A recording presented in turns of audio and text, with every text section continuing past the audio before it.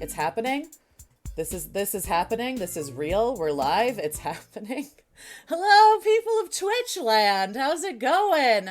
So many people. We have Zen again. We have Flinzy. We got Winky in the chat. We got T Miller. We got Vigo. We got Fenario. We got Wondergoon. Salute Baton. Thank you for the resub. It's very sweet of you. Hi. If you don't know me, I'm Abbers. It's nice to meet you. I play video games on Twitch sometimes. And I also interview other streamers sometimes on a podcast called Why We Go Live. And that's what we're doing here today. I'm very excited. We have a very special guest. This is our 10th episode. He's one of the very first people I actually met on Twitch. And I'm going to play a little clip for you so you can get to know him. So here we go.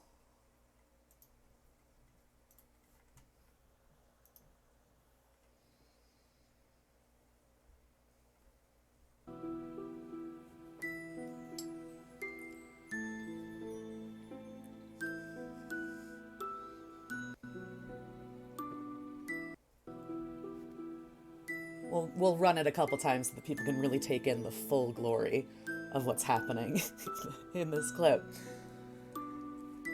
All right. You know him, you love him. I assume. I assume you know him and you love him. Everyone, welcome Winky. How's it going? Oh, hey. Oh, Hi. hey. How Hi. are Hi. you? Hi.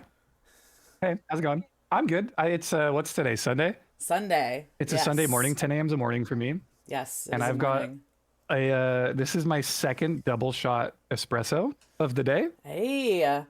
By the way, we're I've been sponsored by converted. Javi. If anyone wants, Oh, some sick. espresso in their life, some coffee concentrate, you can use code Abbers Is that- M2. But if you're What more do of a you do G with it? Fuel person, use Winky, code Winky, right? Yeah. It's. Yeah, Do you I really do want like me that. to go into it? It's like Yeah, what is it? Do you put it in the fridge? Is it like yeah, so you get like this Okay. little bottle, and it's like a coffee like syrup almost. It's super concentrated, and you do like Okay. 1 or 2 teaspoons in either like milk or water. It's Oh. really good. It's I one might of those try I'm it. like, you should. Code I've been Abbers M2 broadening for my, 20% off. I will. I've been broadening my coffee horizons recently. I bought an Nice. espresso machine. I've been buying like Nice. these weird bougie like taste like special beans that you use. I don't Oh, know. you're one of I've been those. I'm becoming one of those Okay, nice. slowly Let over me know when you time. start like roasting your own beans and like doing that whole thing. Can you do that? Yeah, totally. That's a thing you can do? That's a thing you can do. Oh. Yeah. I'm putting it on the list. I'm Put it on the making my own list. coffee beans at this point. I can't wait. I can't wait. Do And it. Cargos, we got all the homies like doing it together. Like so Cargos is joining us. We've got Only Black Smoke is doing the espresso Yes. machine, and like we're all like comparing notes on like how we make our lattes and things. It's been Love pretty it. fun. Barista stream when? Actually, soon we were talking about that. Really? Yeah. I was we were joking, talking but I about love that this that. morning. So we're gonna put this is a very weird thing that we're gonna do, but we're gonna put a camera in every room in my house, Okay. and we're gonna do a subathon with me and Cargos and hopefully Grays, maybe Sarth, Oh my god. where we live in my house and one person is playing WoW, and then there's another stream of everyone just living their life doing things. That's So we'll be wild. playing Magic, making coffee. Cargos wants to do like an Azeroth cooking stream from my kitchen. Oh my god. Well, it's gonna be fun. We're trying to get it planned. It's in the hey, we should do this phase right now. So Love it. don't look for it anytime soon. It's not happening for years, but it will happen one Yeah, day. it will happen. It will happen. Yeah, It's like reality TV show, but just like, yeah. wow. We should nerd have a streamers. segment. We should have a segment called "Can You Air Fry It," where we just try to air fry things. Ah, I like it. You probably can. I've heard you can Yeah, air fry pretty much anything. Wonder Goon just gave me that idea, by the way. Nice, I love nice. Wonder Goon. I was gonna say, I mean, we'll get into like actual like podcast in a minute, but I love that Wondergun was like, hey, let's all write a book together. I'm a lurker in everyone's Discord. I don't participate, but I lurk. But I love that idea of like, let's just like write a book together in your Discord. That That's book is so sick, by the way. Have cool. you read any of it? Only a little bit at the beginning. I need to go You into should it. read it. It's actually getting really good. Yeah. That's For awesome. anyone that doesn't know, we have Wonder Goon had this great idea to like make a community written book in my Discord. So there's a section where you can like click on it, you can read what everyone has written, and then like you leave a cliffhanger on whatever you write usually, and someone else picks it up and it's constantly evolving and like becoming this like really cool um community driven like novel, and it's actually really really good. It's like set in like post dystopian cyberpunk future, so it's pretty dope. I love that. Wonder Goon has the best ideas. That's very cool. It's true. It's true. Well, Hmm. let's get into it. Let's get into the why we go live part of the stream. Although the tangents are gonna Yeah, happen, and I'm very excited for that. we are. Yeah, if I had a different name on Twitch, it would be Tangent instead of Winky. Ooh, alt account. Alt account when? Oh, yo, the tangential Winky, I think where you you should just do it. rabbit hole. You should do it. All I right. like it. That's a good So idea. when was your very first stream? Do you remember the first time you ever streamed? Oh, oh God, do you really want to know? I know. I really I know when do. it was. I really do want to know. Uh, oh shit. Okay. I was in my apartment. I lived in a small town in California. I was in an apartment. I was playing my PS4.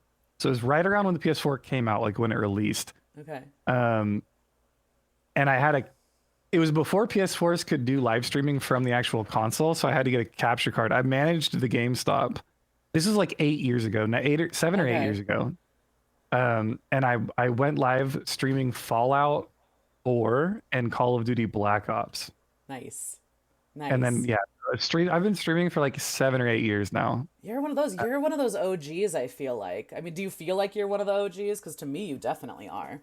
So okay, when I started streaming, the only people streaming World of Warcraft was like Soda Poppin and Asmongold. Like Okay. it was very, I mean, that's wrong. I can't just say the only people streaming it or that. But it was Yeah. still like when Justin TV had just been bought out by Twitch, I think. Got Like it. it had barely gotten the Twitch moniker. Okay. Um and it was crazy.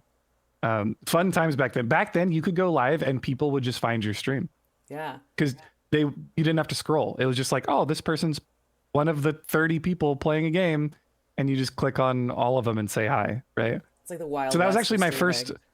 my first follower was a dude. Uh, he came in, he just saw me playing Call of Duty and was like, "Hey, I'm in this clan of Call of Duty players, and we like the fact that you're like broadcasting the gameplay." And I still talk to him to this day. Nice. That's He cool. he comes in, his whole clan came in like the first day that I went live. I got 50 followers playing Call of Duty because he had his whole clan come follow me. Yeah. And yeah, I still talk to him. He still comes in my streams. Like it's been like a decade almost. Like we've gone from like early 20s to like 30-year-old dudes, and we're still chatting and hanging out. It's I pretty love sick. that. That's great. Hmm. Well, and that's something too that's really interesting just about like internet culture and gaming culture, like the way in which you make these like really real friendships and you really do like have people that become like an important part of your life, I think, from it. It's like the biggest blessing and the biggest curse of streaming Yeah. because it you don't. It's difficult to like where do you distinguish the line between you are my friend and you are someone that watches me stream? Yeah. Yeah. Um, I think after a while, I've figured out a good way of doing it is like I call it upgrading to real life friends. Okay. So like people like Duranosaur, right? I met in real life.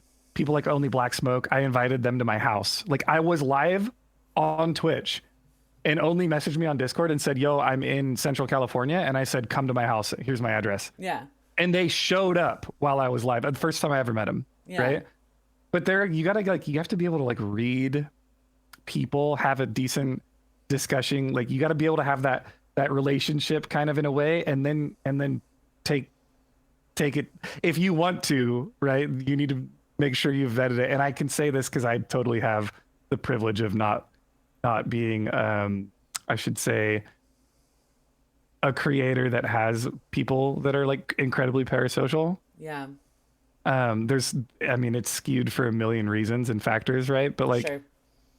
I would be comfortable with most of the people that watch me and just showing up at my house, Yeah. unironically.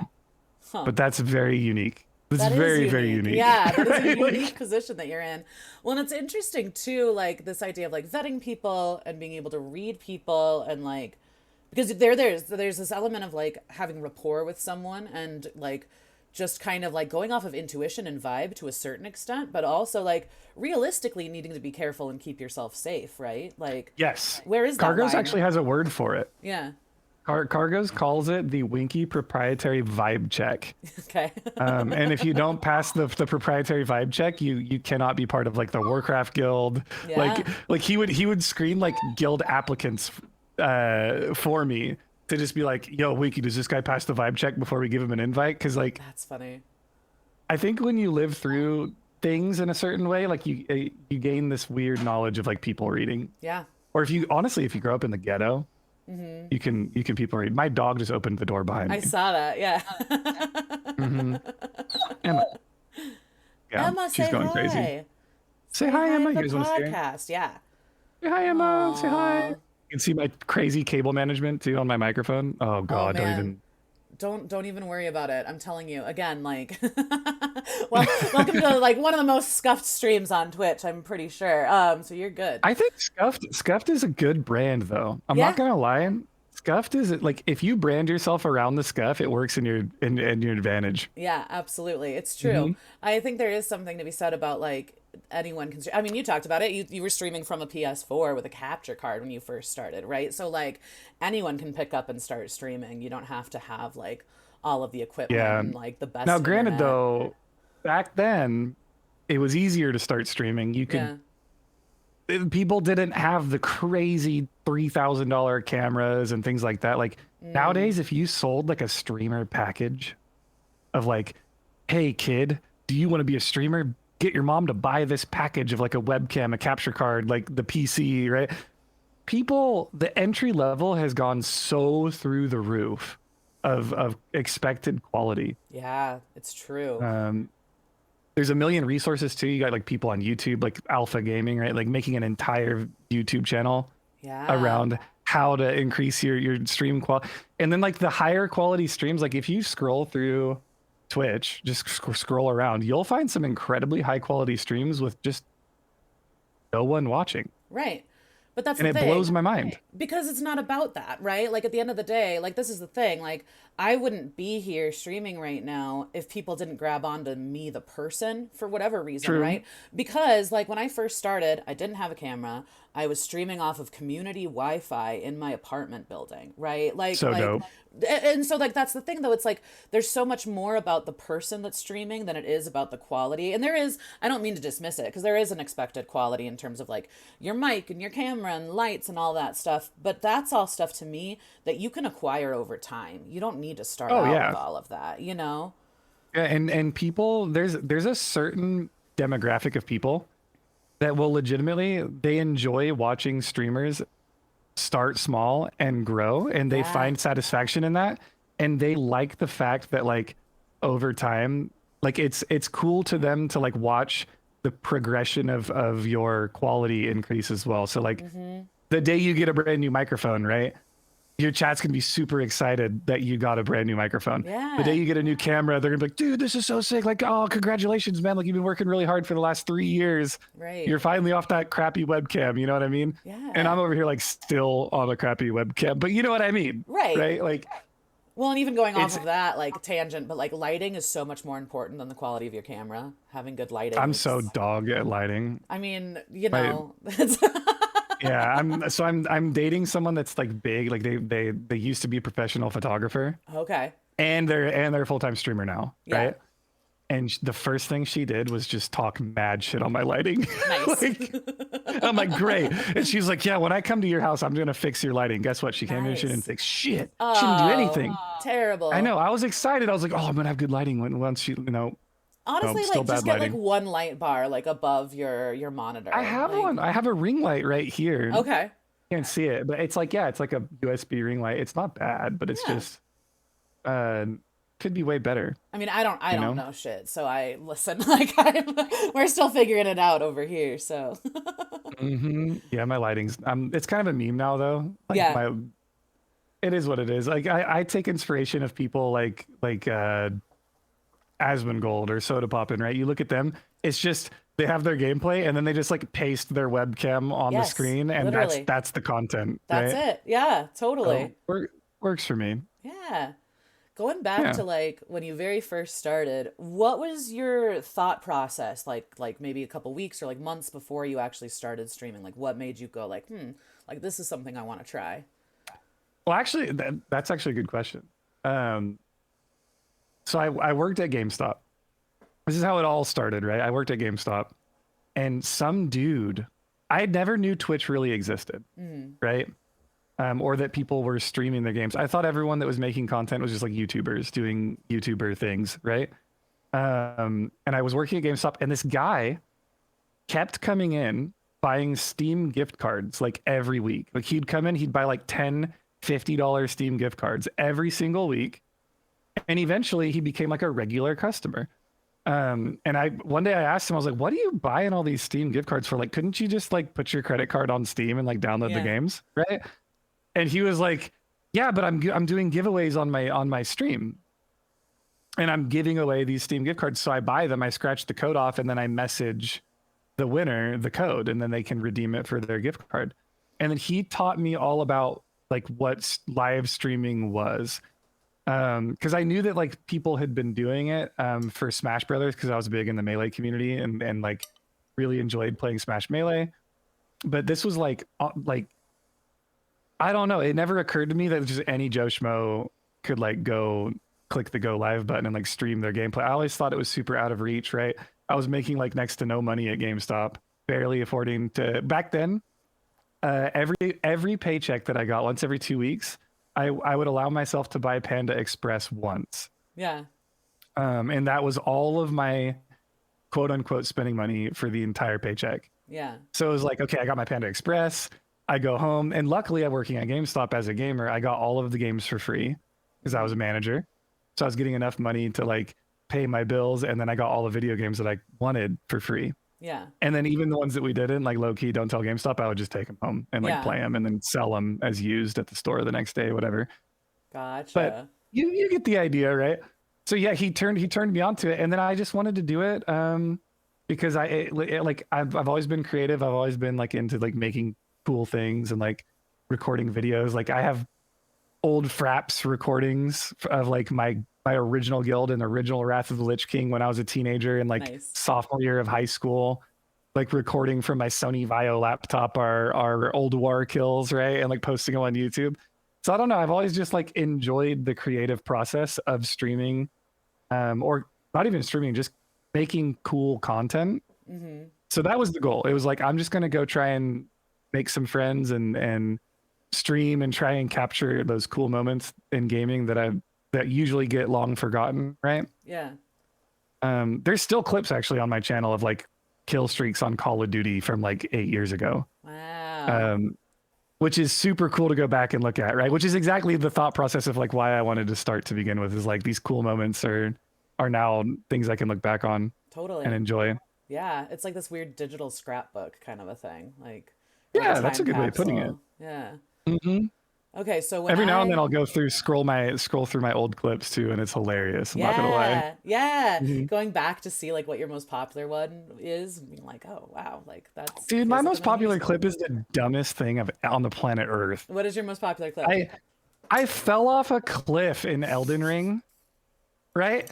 Just it's literally the dumbest clip. Everyone falls off cliffs in Elden Ring, right? It's not special. There's nothing cool about it. I fell off the cliff. Someone clipped it on my channel and posted it to Livestream Fails, and just because it was posted to Livestream Fails, it got like 5,000 views or something, and now it's like the number one clip on my channel. And it's like, dude, that's so dumb. That's funny. You couldn't clip like actual content and post it to Livestream. Come on. Yeah, and that's not even really like you said. That's not even really a Livestream fail. Like it doesn't even. Like, I just fell off a cliff. Yeah. Yeah. It happens. I don't know. Happens to the best of us.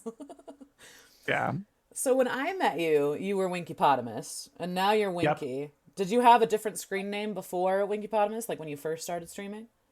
Nope. It was always winkypotomus. Winkypotomus dates back to 8th grade. Okay. So what's the story there? Yeah. So my best friend, his name's Angelo. He still is my best friend. I met him first day of first grade. We were both playing Legos in the back of the classroom. Nice. And we just decided to be friends, as first graders do, right? And he was my best friend for my entire life, still is my best friend to this day. You know, he's married, he's got his own life and all that. He went into architecture, I went into engineering, like in career paths. Like we've always just been similar in a way. And a lot of our gaming tendencies came from each other. So When I got into Diablo 2, it was because Angelo got me into Diablo 2. When he got into World of Warcraft, it was because I got him into World of Warcraft, right? Like things like Smash Bros. We played at each other's house, like things like that, right? So I remember I was making when Angelo bought World of Warcraft, it was because my older brother had got it, and we were making characters, and this was like 8th grade, maybe the summer between 8th grade and freshman year of high school, right? And I like we're sitting in my room. He's got his laptop. I've got my desktop computer from my mom, right? And I look over because he wanted to make a new character, and we didn't know that their like servers were a thing, right? So I had a level 20 druid on the server that my brother was on, but Angelo made a character on a different server. So I was like, okay, well, I'll make a character and play with you. So I looked at him and I was like, what do I name my character? And he dead ass looked dead in my eyes, zero hesitation, looked straight at me and said, winkypotomus. And did he have any kind of explanation ever? Like, where did he? No. Zero explanation. Not a single explanation on the planet. Winkypotamus. There's no reference of a winkypotamus anywhere. It's just it's just 2 words. It's like the second half of hippopotamus and Winky, like the house elf from Harry Potter or something, right? Like literally zero explanation. And I just looked at him and I was like, yo, I'm down. Yeah. And it fit, and it's the perfect length to fit as the maximum characters allowed for a World of Warcraft character. Gotcha. Okay. And it's never going to be taken ever, right? Yeah. So I named my character Winkypotamus. Shortly after that, everyone in my high school knew me as Winky. When Instagram became a thing, Instagram was named Winkypotamus, right? When YouTube was a thing, when I made a YouTube, everything was Winkypotamus from that point on. Literally that point in of my life from the day, and it was a gnome rogue with a curly mustache. Nice. Right? So if you fast forward until I'm in my 30s with a curly mustache as an adult playing a rogue in classic WoW named Winkypotamus, it's like I haven't changed. Yeah. Right? It's the same thing. Like I was a kid, I was like, yo, I want to be a gnome rogue with a curly mustache when I get older. Love that. And then the Winkypotamus moniker just followed me forever. It's funny how like certain things will just fit you like that, or in some ways maybe you like become that, or maybe both. I don't know. But that's really cool to have something that like has lasted that long for you. That's really interesting. And the only name I went by prior to that, like in gaming, was like when Xbox Original came out and you needed to make an account like to play online. And I was for my Halo account, I was Pappy Smurf 24. Also very good. I'm glad you're Winkypotamus and not Pappy Smurf, to be honest. But my Halo moniker changed a lot. It went from Pappy Smurf 24 to Hambone. Okay. I was Hambone for a while. All right, nice. Yeah, and then I slowly changed that over to Winkypotamus too. Once the WoW obsession kicked in. Nice, that's great. So when you first started out, being that it was like still basically just in TV or just at that like transition point, affiliate and partner weren't actually things back then, right? No, I was actually one of the first 10 Twitch affiliates. Really? Ever, yeah. That's wild. So when they rolled Twitch affiliate, so when I started, it was the only people with sub buttons were partners. Okay. Hold on, Emma, what are you doing? Get out. She's gonna unplug my computer. She's down under the computer going with her claw. Stop. Hey. Lay down. So sorry, dog intermission. So the only people that had sub buttons were partners. And I had hit like the affiliate threshold before affiliate was a thing. So this was like a couple years had gone by, like 4 or 5 years, I want to say. No, maybe 4 years, three or 4 years had gone by. And Twitch, I got an email from Twitch randomly. And I'm playing PUBG. I was a PUBG main at this point, right? Okay. I was streaming PUBG every day for like 12 hours a day. And they were like, and this was after work, right? Like I would work 8 hours and I'd go home and I'd stay up all night playing PUBG and I just wouldn't sleep and I would go to work the next day, right? And it was cool. I lived in like this weird gamer den. It was like me and I had 2 roommates and they were both also PUBG gamers and we all streamed and we had like our computers back to back. Like behind me, you could see my roommate playing PUBG on my squad. And then to the other side was my other buddy. So I get an email from Twitch randomly and they're like, hey, we're activating a sub button on your channel. They didn't even call it affiliate. They just said, hey, we're putting a sub button on your channel. Here's what's going on. So I thought Twitch partnered me. Ah, okay. right? Because back then there was no requirement for partner. There was no application button. I don't even think there was no minimum viewership. Did they There just was handpick no, you or? it was people that were either already big on a different platform Okay. or they just were what Twitch wanted, right? Yeah, sure. It's like funny story. That's how Amaranth came to Twitch. She Mm-hmm. was very, very big on social media, on YouTube with cosplay and things like that, and Twitter and things like that. And Twitch actually said, like, we want to bring you over and pay you Interesting. um, to come to Twitch. Yeah.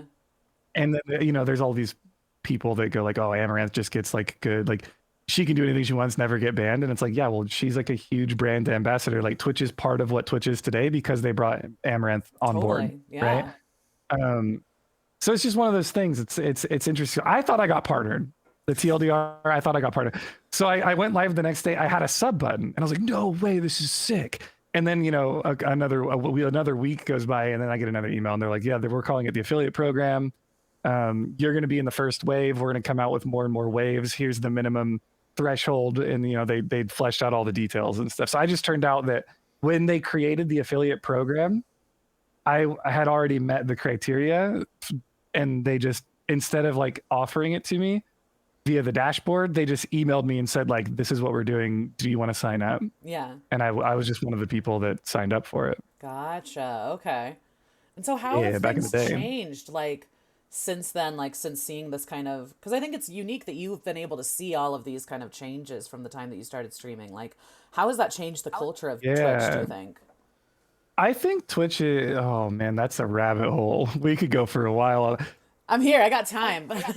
uh I actually don't like the direction Twitch is going currently. Yeah. They're focusing much more on content that is less gaming, more just chatting, Mm. which I'm okay with at the end of the day. Like, I understand the necessity for it.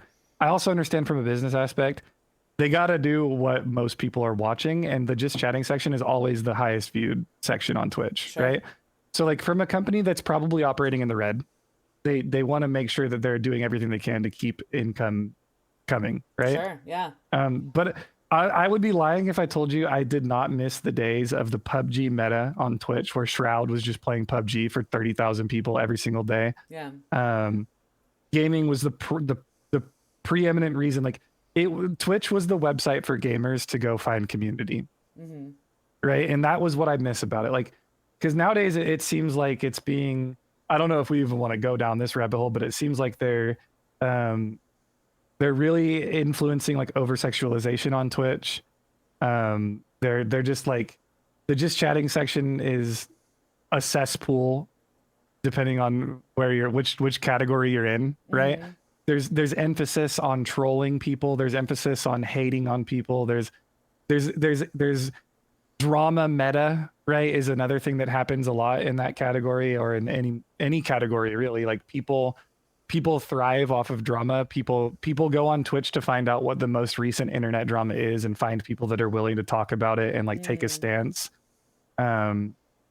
When it's like, in reality, I came to Twitch a long time ago because it was like, this is the place where gamers went to go find friends that played the same games as them and like find a community and have fun with it. And Yeah. it seems like the meta now is like, if you want to make it as a streamer, if you just graduated high school right now and you want to make it as a streamer, you go live in the just chatting category and you like leak nudes, Hmm. right? Take the 3-day ban, get all these different websites to talk about how this streamer did this, and then the next time you go live, you have like 10 times the viewer count.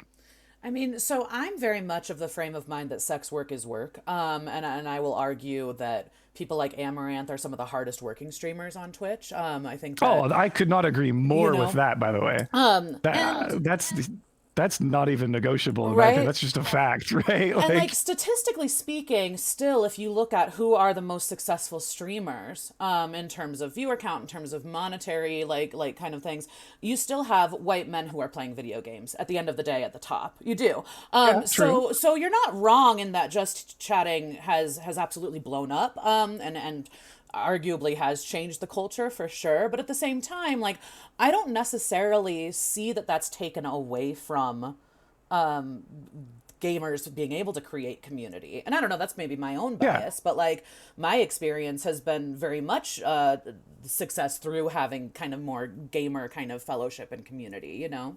Yeah, totally. I agree. I couldn't agree more. I just think that the direction that Twitch is pushing and like what they want the future of the platform to be is less gamer centric is what I guess I'm getting Totally. at, right? That's It's fair. more Yeah. about just chatting, traveling, stream, like, and that's cool. IRL content is dope, right? And I also have no problem at all with um the just chatting meta. It's just like when you're growing off putting someone else down, I highly disagree with. Totally. As long as like, but I don't know. I just miss the days of like it just strictly gaming platform. Yeah. And that's And fair. it's okay, right? And I want to dabble. Like I was talking to Cargos about this the other day. Like we plan on creating a content org, and we're getting out of gaming. We're going to be doing IRL content. We're going to be doing coffee reviews and beer tasting and going IRL from bars and you know exploring rock climbing streams and all kinds of fun stuff, right? Yeah. Yeah. But I think that in turn, like it's always cool for like the nerds to have a home somewhere. Yeah. And I liked it back in the day because I came from like working at GameStop. All the people that would come into my store talking about Twitch and stuff were like they were like the real nerds in my opinion. Like you know like Yeah. they resonated with me. Like I was like, oh, you're not just the grandma buying the game for the grandson that has no idea what's in Grand Theft Auto, right? Like Yeah. you're actually like you're part of the gaming culture, right? Yeah, for sure. Um, Well, and to be like coming from, I think you and I are about the same age, but like coming from a time where when we were kids, it really was you were a nerd. You were not cool for playing World of Warcraft, right? So to grow into a space like Twitch and to be able to be cool, right? Like whatever that means. I think that is huge. I think it is huge to be able to have a space where you're able to be seen and you're able to be valued and you're able to like make friends and have community. So I definitely see that, and I think that like there is something really unique about Twitch back in the day being specifically about gaming. So I can totally see that. I get that. I think it's hard with any kind of social media too, what you're talking about drama and like trolling and this kind of idea of like I think any social media algorithm at this point really thrives off of controversy because that's what gets the most views, right? And so what that means is that encourages people to then participate in that kind of behavior because that leads to success, right? So that yeah. is kind of gross. I think that is something that even outside of Twitch, it's something that I, grapple with in terms of it just feels gross. Yeah. It feels icky, I mean, it's sad that it's something that works, right? Yeah. It's sad that it like if you ever click on an XQC stream, and I'm not hating on anybody when I say it, I'm just using it as an example, Sure. right?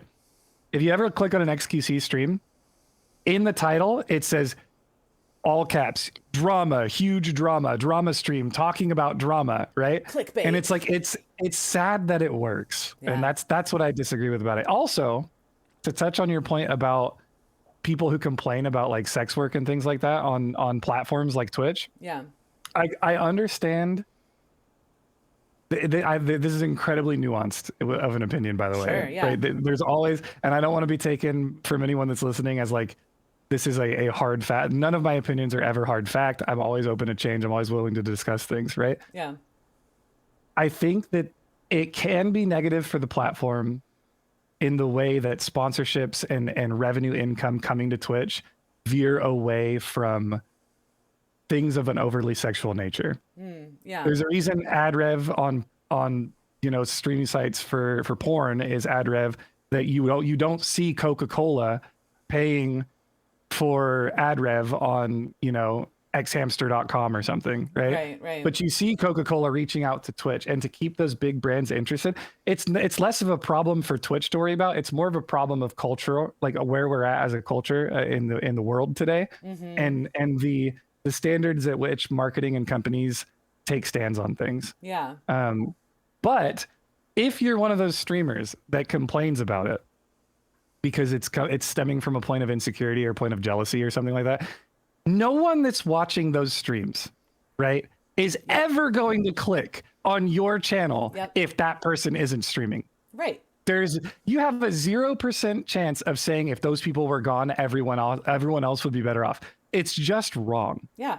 There's it it's demographics. You It's just got like, to look at your target demographic. if you think about like a movie theater, like this, somebody explained this to me, and I loved this analogy, but if you think about a movie theater that's like playing like a Pixar family friendly movie and then like a horror film, even if that horror film is like, oh, the highest grossing, whatever, they're not taking away viewers from the Pixar movie because it's completely different demographics, right? So like Yes. that Yes. argument is just like, it's just so ill conceived. I don't even know where to begin with it. Yeah. Also, Twitch sucks as a company. Twitch sucks. Also, well, it's true. It's kind of true though, right? No, yeah, totally. Also, Twitch as a company, Twitch sucks at policing things, Yeah. right? Yeah. If you like everything is too nuanced, right? There's no black and white. Sure. All of the people that issue bans and things like that, they issue them for different reasons. They oftentimes don't even tell the streamer why, right? So it's like if you're gonna have these rules in place as a company, you need to make sure that like your bans are transparent and like people can understand the rules. Because there's right now it's like, yeah, go live in pools, hot tubs, and whatever, right? And do what you want to do, but there's a 50% chance like the wrong person's gonna see it and you're gonna get permabanned, right? Versus versus another person does the same exact thing and gets banned for 24 hours, right? Or they don't even get banned at all. And it just creates this like weird gray area. I don't know. It's just a weird place to live in. I think you nailed it earlier though, when you said that like it's about where they can make their money. And so who are you going to ban? You're going to ban the people that like, first of all, you want to suppress their opinion for various reasons, and I think there's a lot of like oppression dynamics that go into that in terms of like black folks and queer folks and other like marginalized folks are going to be the most suppressed on Twitch, right? But then beyond that, who makes them the most money? And so if you're someone who makes Twitch a lot of money and you do something that is a bannable offense, it doesn't help Twitch to ban you, right? Absolutely. So like, Absolutely. why would they? Or if they do, it's a slap on the wrist and then move on so that we can continue making money off of you, you know? Yeah. Yeah. If and we just like we see it all the time. If you ever follow up on what's that one website that everyone goes to for like drama?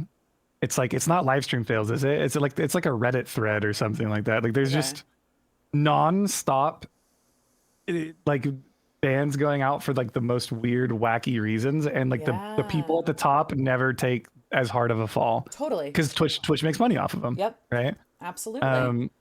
Which is understandable. I mean, from a business sense, I guess I could see it, right? Like, but I don't know. It's just a weird place. Like, it's a hard place it's just such a gray area, right? There's too much nuance. There's too much behind the scenes stuff. Like if you're into like the conspiracy theory stuff like that, I don't know. It's weird. Yeah. It's weird. There's a lot that goes into it, I think, for sure. Well, I love that you keep bringing up nuance, because that's something to me that's so important, is recognizing that like everything that we're talking about has so many layers and dynamics to it. Like you said, like it's not, there's not this like specific like, yep, this is the truth, because there's so many variables that come into play with anything that we're talking about, you know? Yeah. Shout outs to two monikers I like to live my life about. And this it kind of like bites me in the ass sometimes. I stole the moniker from a YouTube group called Yes Theory. It's called Seek Discomfort. It's a very, very good way to live your life. If you're constantly trying to get out of your comfort zone, Yeah. you're just exposing yourself to all these new different dynamics and things like that, and you're forcing yourself to learn from them, which is really good. Yeah. And the other one is I encourage disagreement. And that's just me as a right. That's what gets me in trouble all the time. I'm constantly the devil's advocate, and it bites me in the ass daily. Yeah.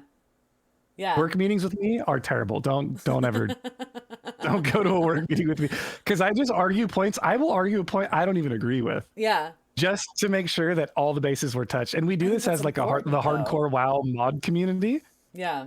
Every time something's posted, I'm like, yeah, but I disagree. Like, here's why. And I'm like, it's just, I don't know. Yeah. A little bit insufferable.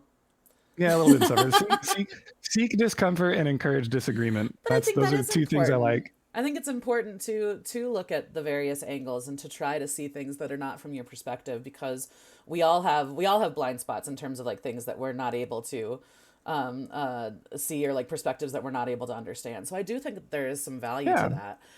I also wonder though, at what point does that stop being constructive? And I don't know. Do you have a Oh, thought on that?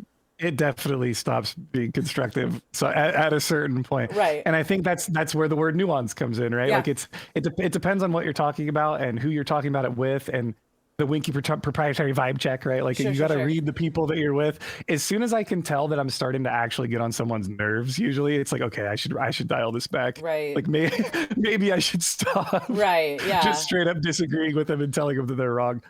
Yeah. It's also how you go about it, right? Like I'm never going to hear someone's opinion and be like, that opinion's stupid. You're wrong, right? But I will encourage seeing it from another point of view. Yeah. Definitely. Yeah. Yeah. Yeah. I think classic Andy in your chat just said it perfectly. Most people don't know how to disagree. They only know how to fight. Ooh, that's so true. Because that's the thing too. I think people don't realize that like agreeing with someone doesn't mean you're condoning their actions, right? And so disagreeing with Absolutely. someone doesn't mean that you disrespect them either. So like you said, like it's about the way in which you go about having this conversation. And kind of going back to what you said earlier in terms of like this idea of like safety and parasocial relationships, like being able to disagree with someone in a like healthy conversation means like it necessitates being able to read the room and understand like what those person's boundaries are, right? Absolutely. And we talked about it. It's very similar in some way.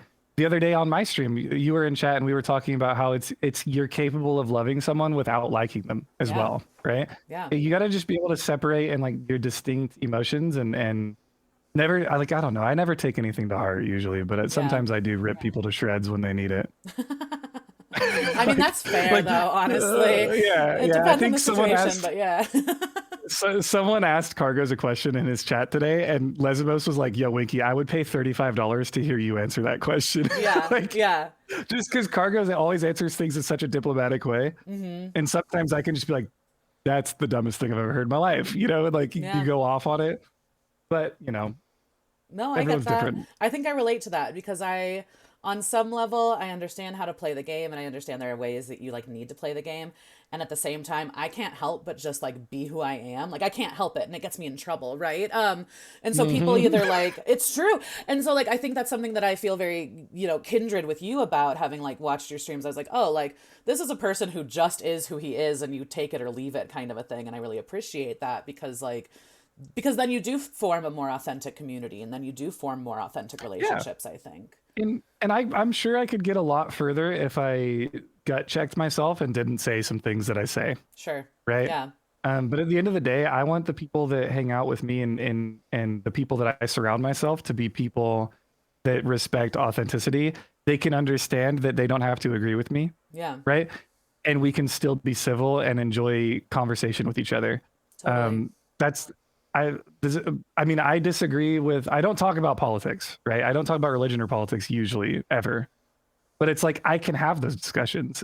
But the reason I choose not to is because most people are unable to disassociate an opinion from someone's personality. Yeah. So it's just like, why not just say, screw it, I'm not going to have those discussions, right? In a public format. It's tricky because like I think for so many of us we have marginalized aspects of identity, right? And so like you're someone who's been very open about your mental health struggles and I really appreciate that as someone else who struggles with that stuff. And so like being someone who struggles with mental health things means that your existence is inherently political because of the way that our society views you, right? And so like True. I think that like when people have the like no politics rule, there's a difference between like we're not going to talk about Republican, Democrat political issues versus I'm not afraid to talk about issues that are like very real to your human existence. You know what I mean?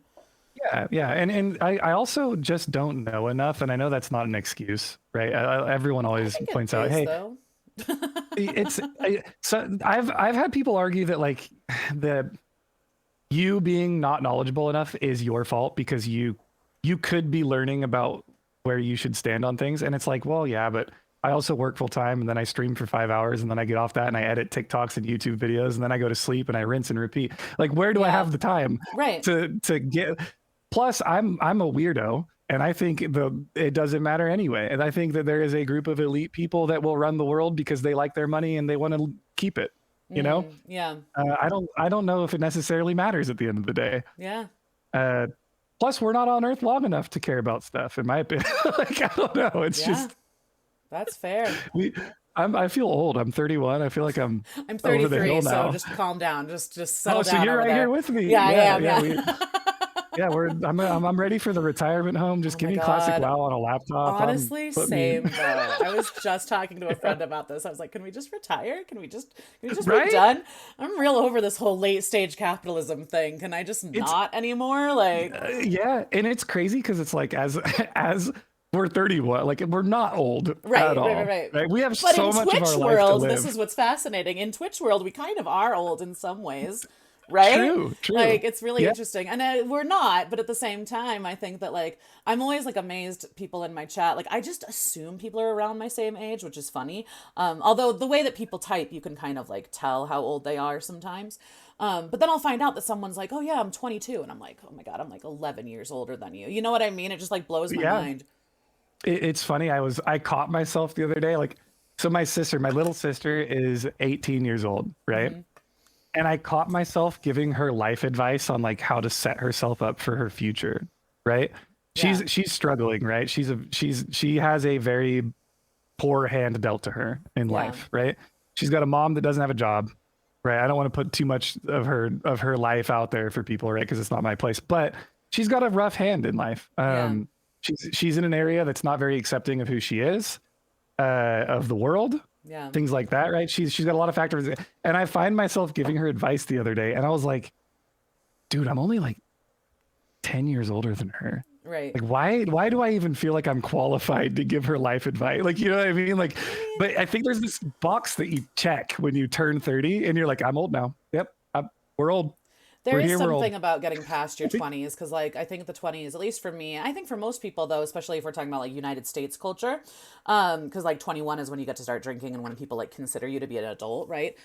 My 20s were my shit show phase, man. Like, so there's something about getting through your 20s Yep. and surviving it and being like, oh, okay, we can put that behind us and now actually like be the person that I am meant to be or become that person in Yeah, some way, you exactly. know?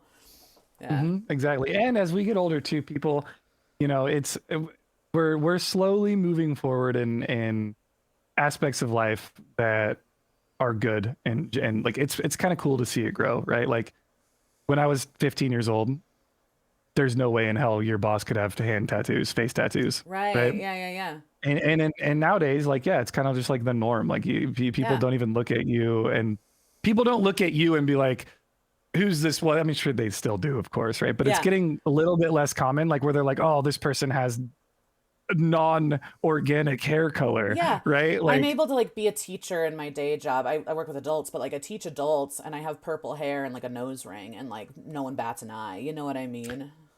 And I yeah, I remember when I was remember a kid, my like that was not, yeah, that was not the norm. yeah, when I was in fourth grade, my teacher had tattoos and he had to cover him up, and like the Yeah. parents at the school were mad about it. Like Right. that teacher has tattoos, and it's like what? Mm-hmm. Like they're not Mm-hmm. even and they were teaching tattoos. It was a he had tattoos of like around his wrist. It was a ruler with like a pencil and an eraser. Like they were teaching tattoos, Yeah. right? Yeah. And they were still like he needs to wear long sleeve shirts every single day. And I'm like, Yeah. how is it that I don't know, man. Well, and obviously it still depends on like where you live and like what your job is and Yes. everything, but generally speaking, I think that like it is cool that we've come to a place that like no one really cares, you Yeah. know? Plus, you got to remember too. I'm speaking through the lens of my life, which is different from the lens of everybody's life, right? Totally. I am the main actor in the movie of the life of Winky, right? Right. Right. And everyone else is just a side character, right, or an Mm-hmm. NPC. Yeah. And it's different for everybody. Everyone is the main actor in their own movie, Yeah, is the it's way I true. like to look at it. It's true. And And depending it's on who you are and like where you live, like you'll get treated in certain ways that other people won't get treated in that way, right? So like mhm. you can't really know anything outside of your own existence. And I think going back to what you said before, Yeah, that's why it's so important to I forget how you said it, but like to accept discomfort or to seek out yeah. discomfort. Seek discomfort. Yeah, Yeah, I think that's so important because it does help you to have more compassion and empathy for other people and more understanding outside of your own kind of your own movie, as it yeah. were. And it Yeah. took me a while to get to that point too. Don't think that it's like. I mean, I don't think I started even empathizing with people until I was like 25. Yeah.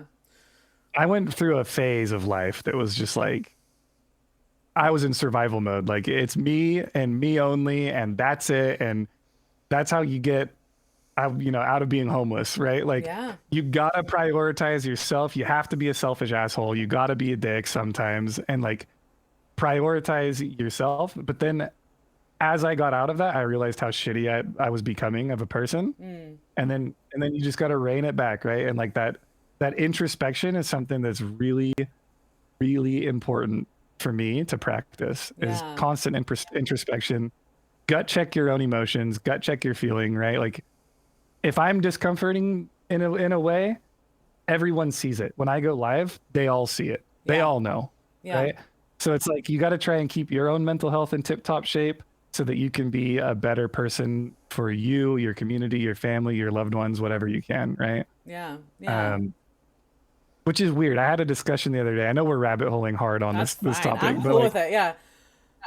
my girlfriend's really big on mental health, like Hmm. massively big. And that was like one of the big green flags when we met was like we talked about mental health a lot. Yeah. And I was asking her the other day, at which point does self-care, right, become selfish? Because there's a line, right? Well, I think you're talking about two different things, personally. This is what she told me. I love that you're Really? going into this. Please, Um, yes, please explain it better. Yeah. well, yeah, Yes. because to me, self care is like what you need to do in order to function, right? And in order to like be in touch with yourself, and self care then enables you to take care of other people, right? That shouldn't necessarily be like the top reason, in my opinion, but that is a reason. If you're not able to take care of yourself, there's no way that you're going to be able to take care of other people and offer them what you're Yes. able to offer them, right? So selfish to me is if you are not taking care of people around you, um regardless of where you're at, kind of a thing, right? Like there's a difference between saying like, I don't have the capacity to do that for you right now, but I love you and care about you, versus like, nah fam, fuck you, you know what I mean? So like it's just two different things to me. Yes. So I'm so glad that you said that because it's exactly what she explained to me. And I realized through that discussion how important perspective was. Yeah. Because I was approaching it from the perspective that was entirely different. It was like, okay, but if you care for yourself, it means you're going to do things that improve you and your life and the things that you need to do to be mentally tip top, right? But at which point are you detrimentally affecting others by doing that? There you go. Yeah. Um, and she was approaching it like, if you do that, you will not detrimentally affect others because you will be capable of taking care of them, essentially. Right. And if you do get to the point of detrimentally affecting others, you're doing it wrong. Right. You're not being selfish. You're lacking empathy Totally. at that point, right? Yeah. Which is really really interesting, right? Totally. Your chat's pointing it out too. Classic Eddie said there's a reason they tell you to put your own oxygen mask on So first. true. And then Sable said selfish is putting on 2 oxygen masks. That's the Yes. perfect analogy, Love right? it. I love having smart Yeah, people in like chat. Yeah, absolutely. right, like taking from others was what I wasn't. And like I was approaching it from like instead of taking from others as the definition for selfish, it's like being so focused on yourself that it's detracting from others. But exactly the way you just explained it. If you're doing it the right way, you won't detract from anyone. You'll only help other people because Yeah. you'll be in a position to do so. Yeah, well, and going back to this idea of needing to survive certain things in your life, like if you're going through hardships, like the reality is that you can only do the best that you can do at any given time. That doesn't mean your best is good by any means, but like there are moments in life where literally you just have to do whatever you can to survive it. And so that doesn't look good. And sometimes to other people that might look selfish, but I don't think that that actually means that you're being selfish, you know? Yeah, yeah. I mean, I'll admit it. I've lied, cheated, and stole, Yeah. right, to get where I used to dig through trash cans outside McDonald's drive-throughs, Yeah. find receipts for drive-throughs, and then go in to the McDonald's and say I just drove through here at this time at the top of the receipt, and I ordered this, and the burger was missing when I got home. Yeah. And I learned that I can't even remember. There was like a YouTube video that I watched where I learned that it was like either some guy doing a TED talk or something. I can't remember what it was, but it works, right? And Yeah. like that's what I had to do because otherwise I wasn't gonna eat that day. Yeah. And people might hear that going, oh, I'm sure he could scrap together some change and get some food. No, I was homeless. I had a sleeping bag. I wasn't going to eat unless I did that, right? So Yeah, it could be viewed as selfish, but it also could be viewed as just you're just trying to survive, man. Like at totally. the end of the day, you gotta do what you gotta do. But what is important is when I got out of that situation, I gut checked myself. I grounded myself back in reality, and it's something that I constantly still work on, like to this day. Yeah. Because you got to. How do those kinds of experiences show up in your streaming life, like in terms of like your relationship to streaming and like your relationship with your chat and all of that? I'm gonna need to think on that one. Let me think. That's fair, yeah. So like to reiterate, it's like how do hardships that you've gone through life reflect in your streaming world? Yeah, like how does that show up in your streaming Mm, world? I think the first thing that comes to mind is it probably allows me to be more empathetic to people in chat or the people that are having hard times that come to my community. I hate saying the word my community, right? Like I made a Yeah. video about this. Our community or the hardcore community, whatever you want to call it, right? The people that are in my chat when I'm live, the people that go there, um, I feel like I can resonate on a different level with people that are experiencing hardships in a certain way, Yeah. um, because I've been there, right? There's been people that have messaged me on Discord saying, "Hey, I just got kicked out. Do you have any tips? I'm going to be homeless for 3 months.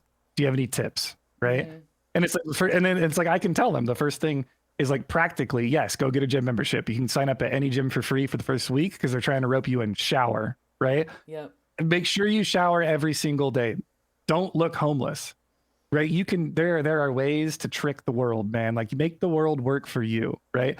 Go get a gym membership. Shower every day. Go apply for jobs. Do what you need to do to get out of that situation. Things like that, right? So that's like in a practical sense. And in an impractical sense, I think I was homeless in one of the most dangerous cities in California, other than Compton, right? The city that I was in was a very, very high murder rate, very, very, very, very ghetto city, right? I think it gave me the ability to be able to kind of interact with people of any walk of life. I can talk to a guy that's a CEO of Google and hold a professional conversation, but I can also talk to the gangster who probably just left after a drive-by and like not piss them off and get robbed, Yeah. right? Um, it kind of gave me that vibe check that we were talking about. Just like forcing myself into these situations and being able to read people and like understand social nuance a little bit better, in my opinion, than like had those experiences not shaped the way I've gone about life. Totally. Yeah. And I think that that speaks to Twitch and streaming because you really will have like people from all walks of life come into your stream and you never really know what Yeah. someone is going through or has gone through, right? So We that makes we used to sense. joke about it. Me and Duranosaur used to joke about all the time. This might be a trigger warning, right, for people that are afraid of, death in a way. Mm-hmm. Um, Me and Duranosaur used to joke all the time, like, I bet you someone that's watched us has killed someone, Hmm. right? In one way, shape, or form. I bet you someone along the lines of our streaming careers has murdered somebody, When you have the right? kind of view count that you guys have statistically, I would say that's probably true.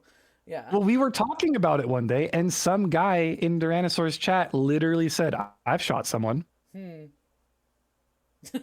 Right? And it's like, what are you doing? But you have no Right? context for that, right? Because there could be so many different like situations Well, in which so like that would happen. so they gave us the context, Okay. right? Because of course you of course you question that, right? When someone Sure. says something like that, you Sure. can't not like curiosity like kicks in big time, Sure. right? They legitimately they legitimately shot someone Yeah. in real life. It's Yeah. fucking wild, right?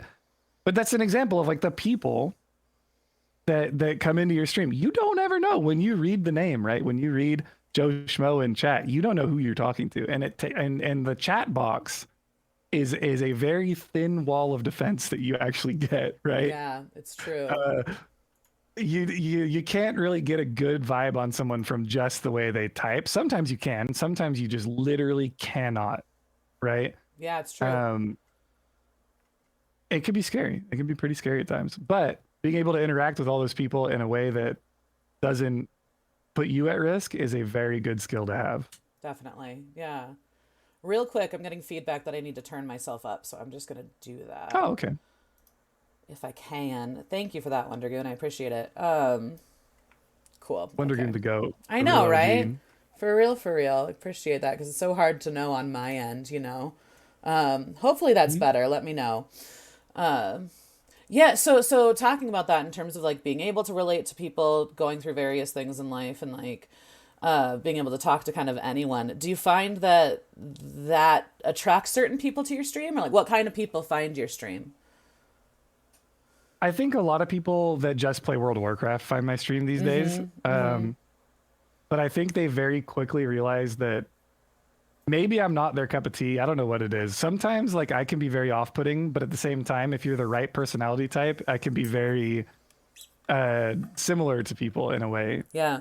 I think the people that find my stream are usually like a happy medium mix of people that like to troll and they like to meme, and then also people that just enjoy good, deep discussion sometimes. Like it's such a weird dynamic. Yeah. Sometimes I'm streaming and I'm blaring music. I got the fog machine, lights Power are going hour. crazy, right?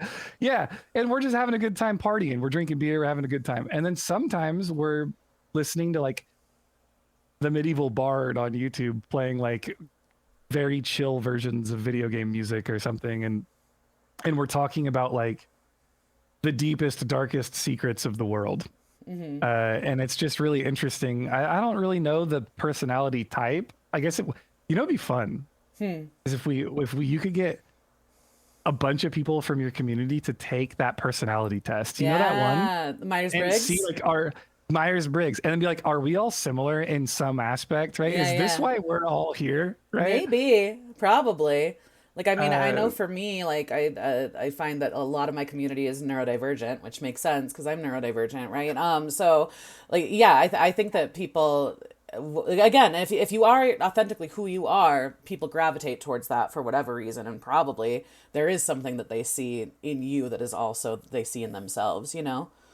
yeah, I mean, I try to be as like light and uplifting and just happy-go-lucky, joking all the time. That's what I try to do. Yeah, Sometimes we break it down, we get deep, right? And then some people, it's always cool though when you're talking and you say something that's like really from the heart or something that's like deep and emotional or caring, right? Or you're bringing up maybe you're going through a hardship or something, and then there's people in your chat that are like, "Thank you for sharing that." Like that's always yeah. a really cool feeling to have, right? That people are supportive of not only you but one another. Like when someone's in chat having a hard time, they can say something, and then people in chat can help with that. Not to say we're all medical professionals that are willing to help, right? No, definitely not. Um, but being an advocate for mental health is something that is really big for me. I've got a venting section in my Discord. I've got a venting section. We've got the hotline numbers, everyone that you could imagine, linked to the stream. Like same thing with you, Yeah, and it's yeah. and it's important. It is important. And I think it's So it's important it's to cool to like see that. to create spaces like well, I know for me too, it's like not only creating spaces for other people to like be themselves, but also like at the like truly for me, this kind of goes back to your like self-care versus selfish, but for me, it was first and foremost creating a space that was safe for me. And so what that meant was inadvertently that created a safe space for other people like me, right? And so I think for Yes. you as someone who is an advocate for mental health and someone who has experienced homelessness and other hardships in your life, like by being open about that, it's created an environment where other people can be open about that too. I think that you just touched on one of the probably the defining thing people resonate with me for is how open I am. Yeah, It turns a lot of people off. sure. A lot of people dislike how open I am. I just And it want to gets watch you me in play World of trouble Warcraft, sometimes. man. I just want Exactly. hardcore, man. Hey, why don't you talk about your warlock talents, bro? Stop talking about your life, right? It happens, right? Like, Yeah, or play the next death clip, bro. Play the next death clip. sure. But I think that some people really respect when someone's open and honest, and some people are just looking for the entertainment factor, Yeah, or they're looking for something that isn't open and honest, right? Maybe they don't want to hear about how my dog is annoying me today. Maybe they want to hear about what the next quest I'm doing and why I'm doing it in that order and things like that. sure. And I understand sometimes you just don't resonate with everyone, right? And that's fair. You're not for Um, everyone, right? Like, I yeah, think that's the thing. It's like, there is this temptation. We talk about this a lot on this podcast, but like there's this temptation to try to like make yourself palatable to everyone because of the algorithm, because of the numbers game. But at the end of the day, that's not sustainable.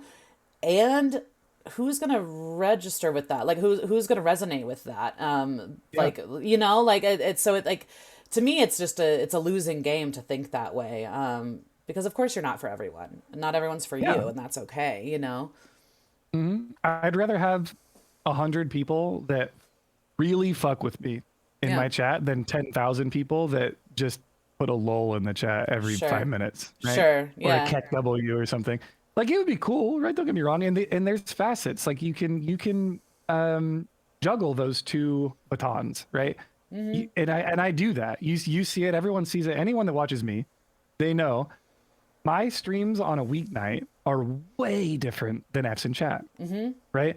F's in chat is palatable to a wide audience. Much more people come in and watch F's in chat because it's a podcast based around the hardcore community. I don't allow personal discussion on the format because we have a purpose. We're there for that purpose. It's palatable. Yep. Right. And then you've got my weeknight streams where I'm talking about like my job and my relationships and my mom and family and friends and we're talking about just the craziest weird things, right? Yeah. And those are the people that resonate with me. They fuck with me. Those are the if we took the personality exam, it'd probably be pretty similar, Yeah. right? Totally. And you can do both. Like if you are looking to make it in the content world, and I don't even know what quote air quotes make it even means these days. Right. I think that's different for everyone, honestly. Yeah, but if your goal is to make money and to like maybe make it a career or something, you can juggle the baton, right?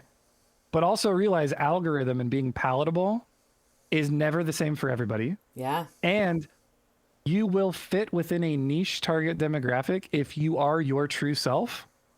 And the algorithm will pick up on you for your niche demographic, and you will still grow within that niche demographic. Absolutely. Yeah. The more true you are. Dan Harmon talks about this idea of like within the internet landscape, if you're running around and trying to chase it, it will never find you. So stay in the spot that you're at, and then people can come to you, kind of a thing. And I think that's hard. It's hard mentally because you see this different like Twitch metas or even like hardcore metas that are happening where it's like, oh, like, should I jump on this bandwagon? Should I do this because this is what everyone else is doing? And it's like, if that's genuinely who you are and what you want to do, then yes. But if not, don't worry about it because those aren't your people anyway. You know what I mean? It's hard to Absolutely, trust yeah. that. It's so much easier said than done, I think. It's the same thing that everyone's always heard about music. Yes, And I know that I wanted to talk about are both this. very music people, right? Yes, definitely. It's no one cares if you're the Taylor Swift clone, right? They all care if you are the Taylor Swift. They already have and the Taylor reason- Swift. They don't need Yeah. you to be Taylor Swift, right? And the reason they have Taylor Swift is because Taylor Swift was Taylor Swift. Yep. Taylor Swift was not the Avril Lavigne clone when Taylor Swift was growing up, There you go. right? Yeah. And that's what you need. That's like the way you want to approach it. Okay, I'm really glad you brought this up because I feel like I'm in a very unique position coming into streaming because of my music background, having worked in the music industry. I think that gives me a lot of advantages in terms of like my perspective with streaming. It makes me more grounded. And so I wanted to talk to you about this because I'm curious for you, like what lessons have you brought from working in the music industry to streaming? So, oh man, so to give people some background if they don't know, Yeah. I use the term working pretty lightly when I was in the music industry. Okay. I worked for the music industry. I was an artist involved in the industry. I wasn't like working for a record label. I think it's completely different, right? What were you doing? Like what was your gig? So I was a vocalist of a metalcore band. Okay. And we traveled, we worked with labels, we did the whole get signed, go on tour thing. And this was fresh out of high school for me. I was a young brimming lad with freshly donning my skinny jeans every morning when I woke up and, going out and screaming into a microphone. Nice. And I learned a lot in that time. I learned a lot about the entertainment industry in general. I learned a lot about how shady people can be. I learned a lot about how tit for tat or quid pro quo is a thing. We will do this if you do this. Everyone's dog eat dog. If you're in a band and you want to play a show with another band, it's never, hey man, I like your music. Do you want to come open for us? It's, hey man, how many people can you bring to the show? How many tickets is your band gonna sell if we put your name on the flyer, right? And it's all numbers. It's numbers, and it's what I learned from the music industry as a participant of dealing with it. Like I say dealing with it because we had to deal with it. Sure. It is a requirement if you are in a band and you want to get your band's name out there and you want to be a music person and be passionate about your music. The music industry and the entertainment industry in general, in my opinion, is the number one thing that will just beat you into the dirt. We would write a song and it would be my favorite song of all time. And I wrote lyrics, right? I'm a lyricist. It's screaming, right? It's not palatable for everybody. It's a niche demographic. People that like hardcore screamo, whatever, metalcore, whatever you like. It's a niche demographic. It's not pop music, right? But the lyrics in those bands, I would highly encourage you, if you've never been into metal or anything, but you like deep discussion, deep thought, deep lyrics, go read the lyrics for some of these bands. If you can't understand what they're saying, go read their lyrics. Yeah. It's usually very, very impactful. And we would write songs and it would be about like how my dad treated me when I was a kid or something really sentimental and deep to me. Right. Yeah. And we would go record it and the producer would just be like, this is dog shit, change everything. And it's the same. Taylor Swift probably dealt with it, right? Pop music, Black Eyed Peas probably dealt. Everyone in the music industry has probably dealt with being told your creative process is dog shit. Redo it. Make it palatable. Yeah. Right. Totally. Because all they care about is numbers. So I think what I learned the most from dealing with the entertainment industry coming into streaming was to try and form it into something that wasn't how I felt when I was in that industry. Yeah. Like I learned what not to do or what I didn't want to happen. Right. I also learned how to very quickly tell if someone is reaching out to you because they like you, or if they're reaching out to you because they want to fuck with you or take your numbers, or they think that you're going to help them grow, or they want to use you in a certain way. You get a really good understanding of how to avoid being used. Yeah. By being used for years. Right. Yeah. Well, I mean, not necessarily in that verbiage, but I do think that like a lot of the people that I've encountered with streaming when I first started out were kind of green in that respect of like, you kind of have this like wide-eyed innocence and this kind of like optimism. And I do think that like having come from music world that beat me up very much. So like, I kind of knew not to have that. I knew not to be optimistic about it, which sounds really sad, but I think it has set me up for a much more like grounded experience than I think for other people, you know? Yes. And there's a lot of Twitch things and I always sign it off to Twitch things. I always call them, I just say that's a Twitch thing, right? Yeah. People that just start streaming, if they've never dealt with entertainment industry stuff before, they don't understand the social dynamic and the social nuance of how to approach people. Yeah. That they look up to. They don't. How many times have you been in a stream and someone donates $5 to some streamer with like thousands of viewers saying like, hey man, could you watch my content that I made? Here's the video on YouTube. Or like, hey, do you want to start a hardcore duo together? And it's like, yeah. Well, you think they don't know why, right? Like, I don't know. It's weird because it's like these are social dynamics. Or you're streaming, right? And this is a pet peeve of mine. Shit, like some guy just being like, "Hey, you want to listen to my EP?" Like it's no different than that. Like it's exactly. You know? But I don't know. Like I've learned over the years that that's just if you have such a high failure rate if that's the way you approach it. But you have the privilege of your experience. Like I have the privilege of my experience to know that that's not how you do it, right? Yes. I think other people don't realize that, like, nah, that's not how you do it, you know? Yes, and I always chalk these quote unquote Twitch things up to that is the privilege of experience, right? Yeah. We've all been live. If you've ever clicked the go live button before, everyone has been live, and someone comes in your chat and says, oh, hey, good to see you. I'm about to kick my stream on over here. Come by later if you want to say what's up, right? Yeah. And it's like, we know what they're doing.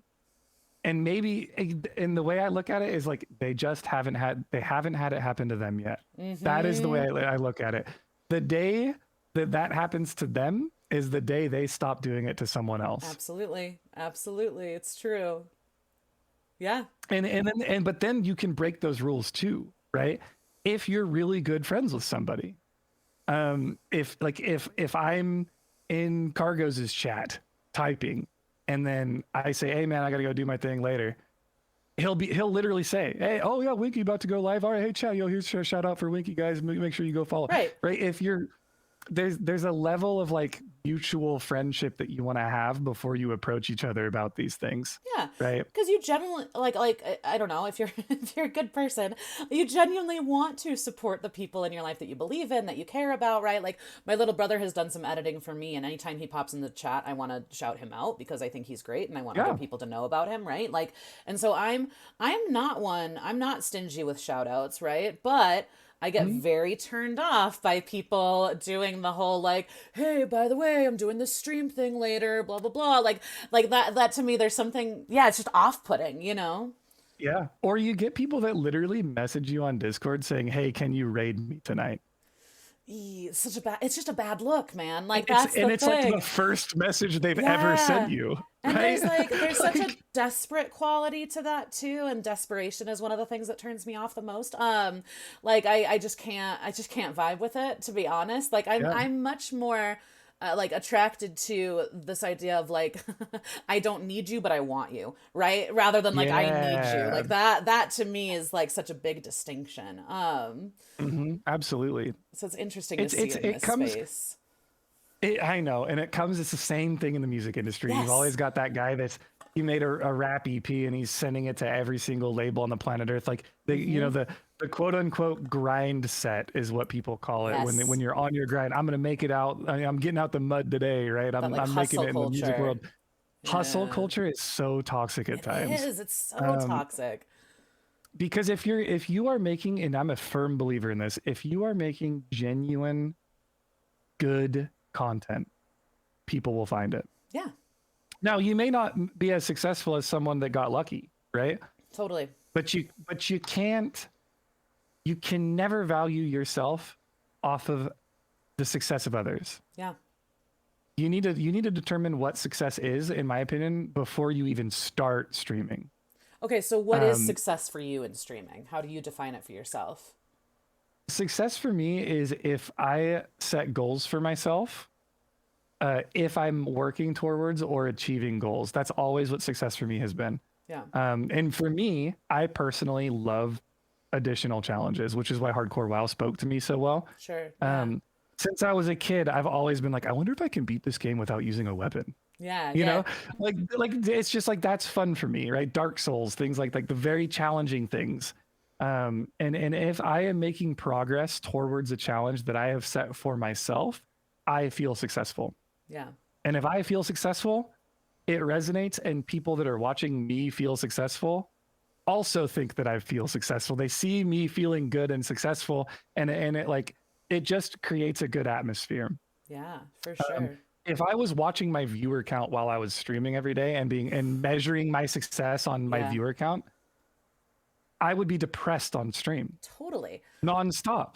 I can't believe that people don't hide their viewer count, to be honest. Anytime I encounter someone that doesn't, first of all, like you said, you can tell. But second of all, I'm like, how, like, for your own peace of mind, like I couldn't handle it. Actually, one of my chat rules is like, please don't tell me my viewer count. Like I don't want to know. I'll check out my stats after stream or whatever, but in the moment, like, no, I can't handle it.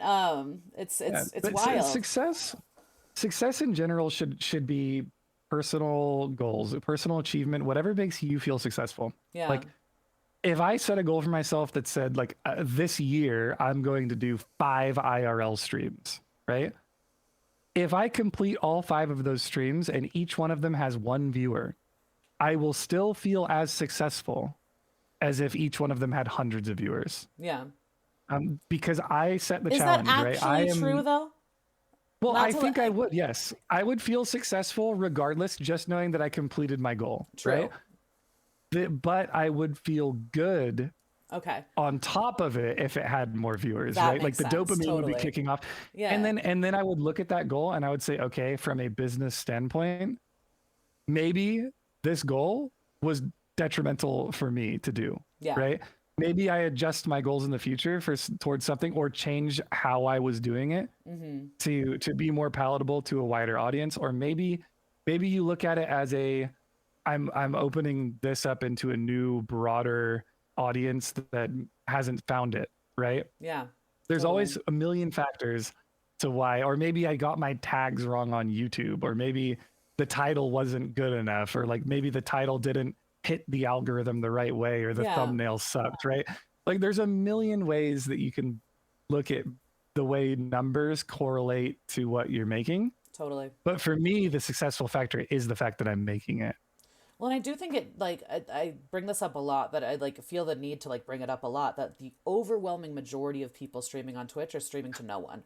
The overwhelming majority are streaming to zero viewers. Millions. And that doesn't necessarily reflect on the quality of the content that they're making. So if you value your worth based on those numbers, you're screwed, man. Like no one, and even if you're one of the like top tier people with like thousands of people watching you, if that's your metric, it's never going to be good enough because you're constantly going to want more, you know?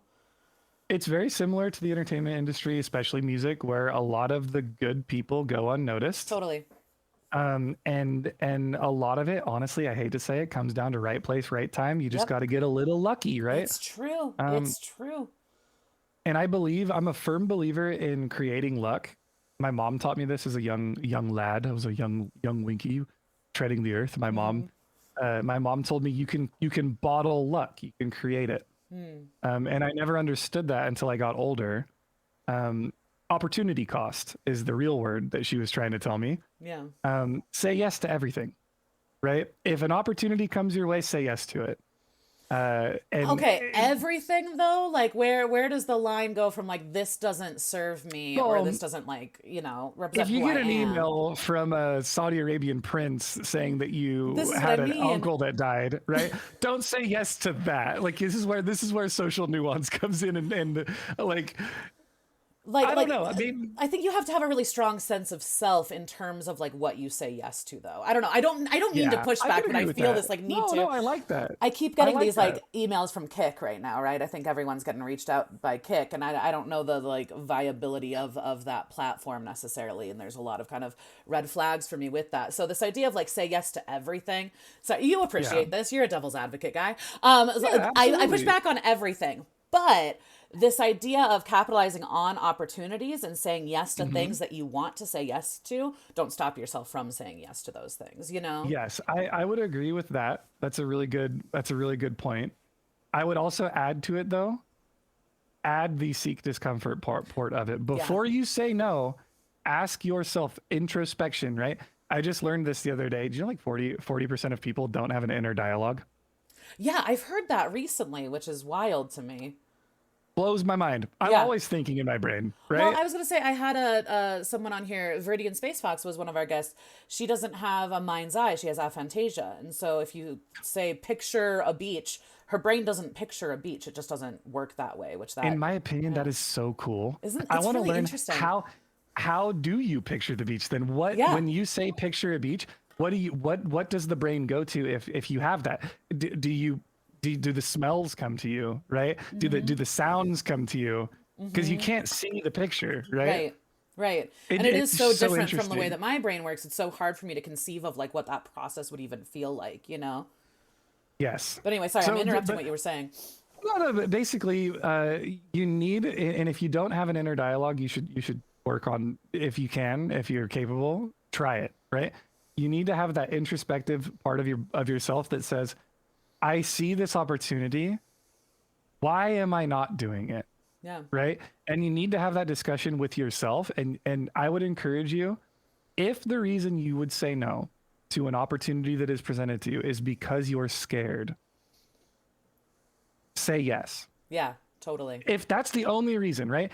If it's like an email from Kick and you disagree with the platform and you don't want to do it, that's a completely separate thing, right? Right, But right, if the right. answer is like, oh, but I don't know what would happen if I did, like I would, but it's just kind of like I don't know, like, Yeah. what if it doesn't work? What if I'm afraid of, like, if you're afraid of something, just maybe you don't have to say yes right now, but maybe start working towards getting to a point where you can seek that discomfort. Get out of your comfort zone a little bit. Say yes to the unexpected. Sometimes the unexpected is what kicks off, and you get quote unquote lucky, right? Yeah. But that was because you took the risk. It's a very entrepreneurial mindset, Yeah. right? A lot of people are afraid to start businesses. They're afraid to create something. They're afraid to put money that they have earned into something that might fail. You just have to say, fuck it.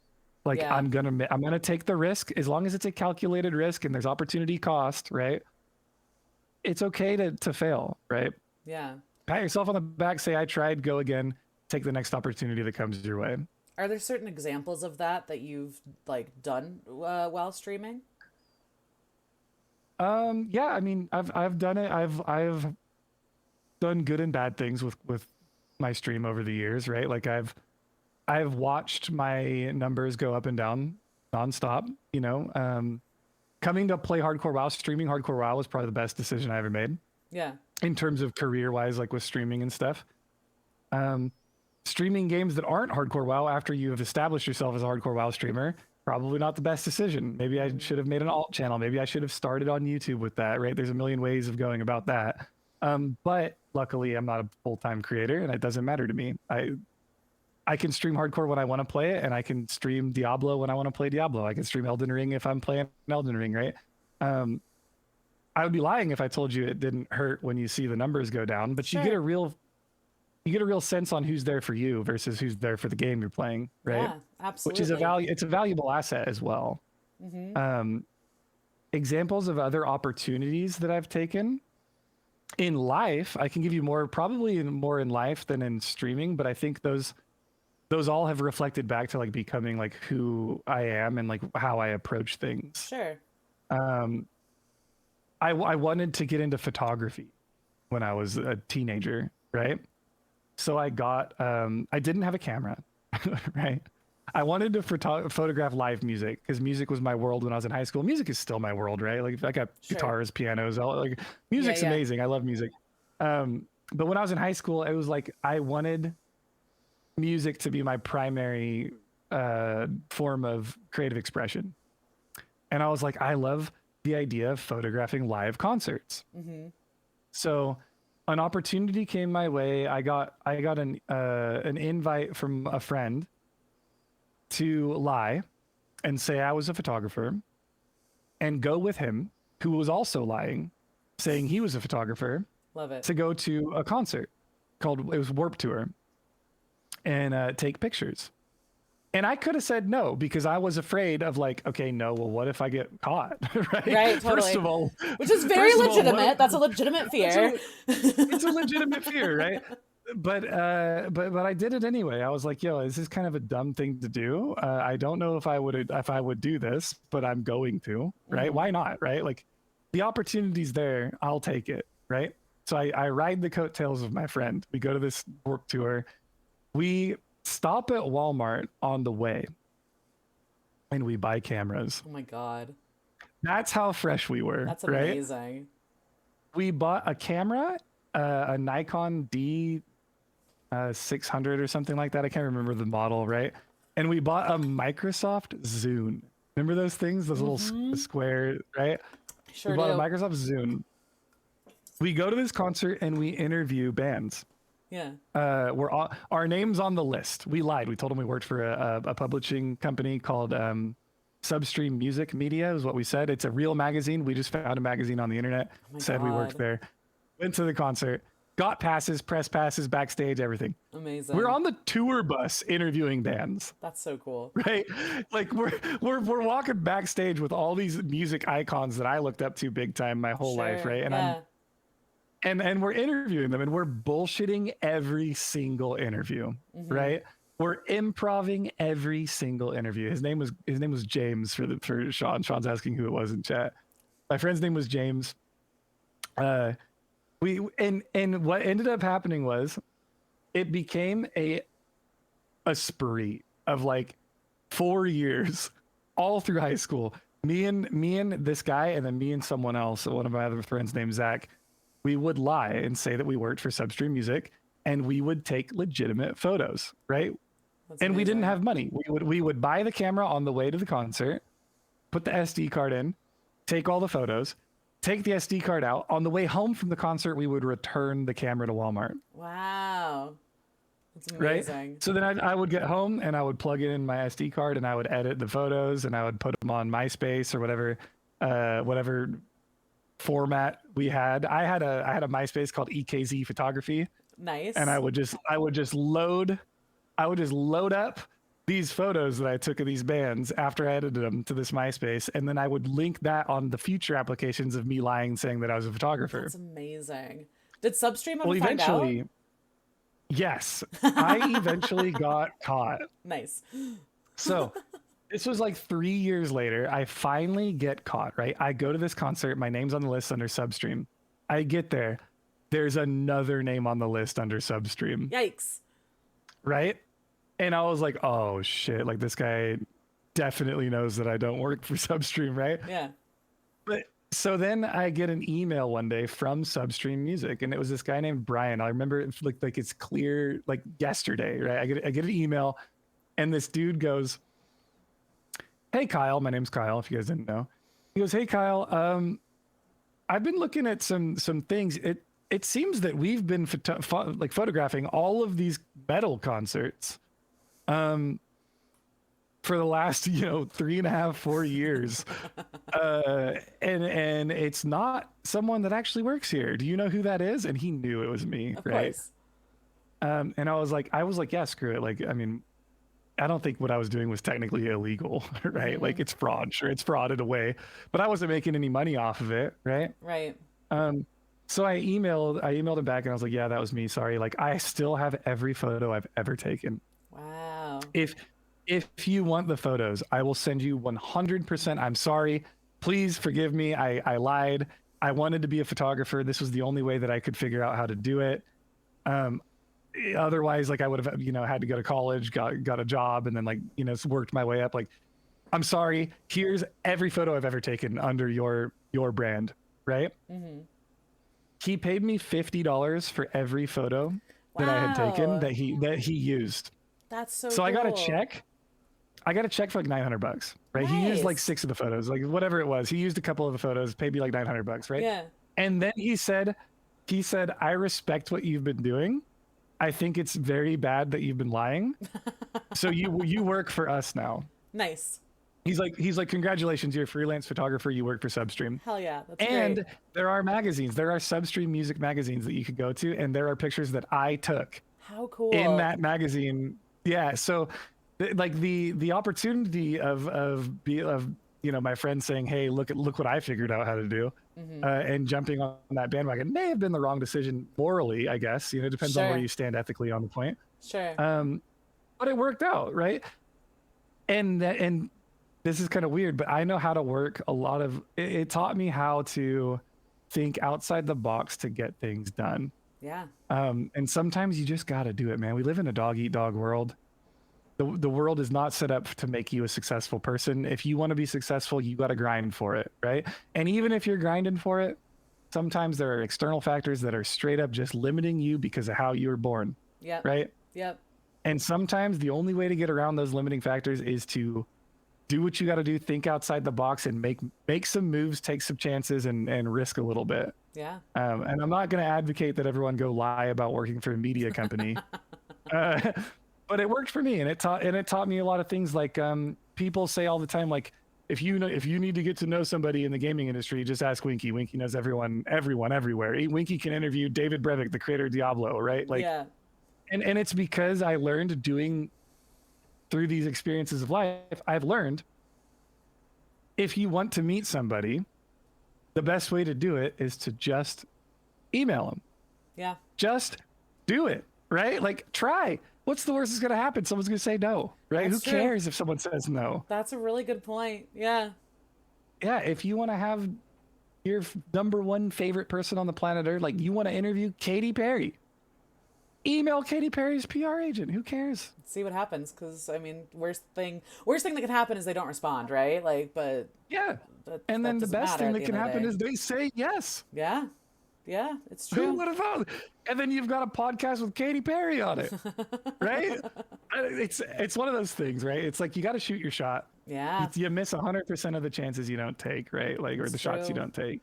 It's really easy to get into this kind of like self sabotage mode. I think, especially like if we go back to this idea of like what are you using as your metric in terms of your self worth? Like, I think it's really easy to discount yourself. So yeah, no, I think it's a really good Absolutely. point. This is a good lesson for me, Winky. So thank you. I need to like keep that in mind because it's very easy for me to get into this kind of like self defeatist attitude with this stuff. You know? If you ever, so this is someone, one of my wild guildies actually told me this a long Yeah. time ago, and it kind of resonated with me, right? He said, if you're ever having self-worth problems, if you ever not valuing yourself, just remember that no one is ever paid what they're worth, It's true. That's true. right? Because everyone is worth everything at the Yeah. end of the day. Yeah. Like, you are the main actor of your movie. You're worth whatever the hell you want. There is no bar you can set that is high enough for your self-worth just because you are a human and you are sharing an existence on this earth, right? Yeah. Everyone is deserving. And he taught me that in this really weird way of just saying, no one's paid what they're worth. Yeah. If you ever feel bad about a work day thinking that you weren't good enough at work today and you don't feel like you had a successful day at work, you're not paid what you're worth. Fuck it. Yeah. Right? It's a good point. And it kind of just stuck with me, and it like really helped me like learn how to value myself a little bit more, because I also struggle with self-worth, right? Anyone with chronic depressive syndrome or disorder, I don't even know whatever it's called. If Yeah. you're chronic depressive, right, you have really bad times with self-worth. Yeah. Totally. And it helps. Little things help. Sometimes you can't tell yourself that, though. Sometimes it helps. Someone else can come in and tell you that for you. That Right? outside voice can be so helpful. Like this is where having good friends comes in, good family, like therapy, like all of these things are like ways to kind of like to check yourself at the end of the day. You know what I mean? And to help remind you.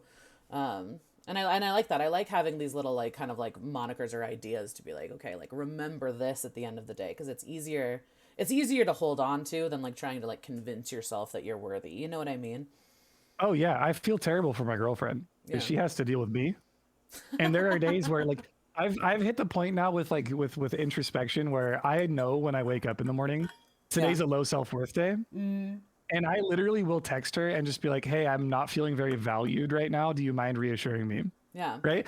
And it sucks. Like, I don't want to be that person that has to do that, right? No, I think that's so But much better to actually like ask for what you need at the end of the day. This goes back to what you were saying.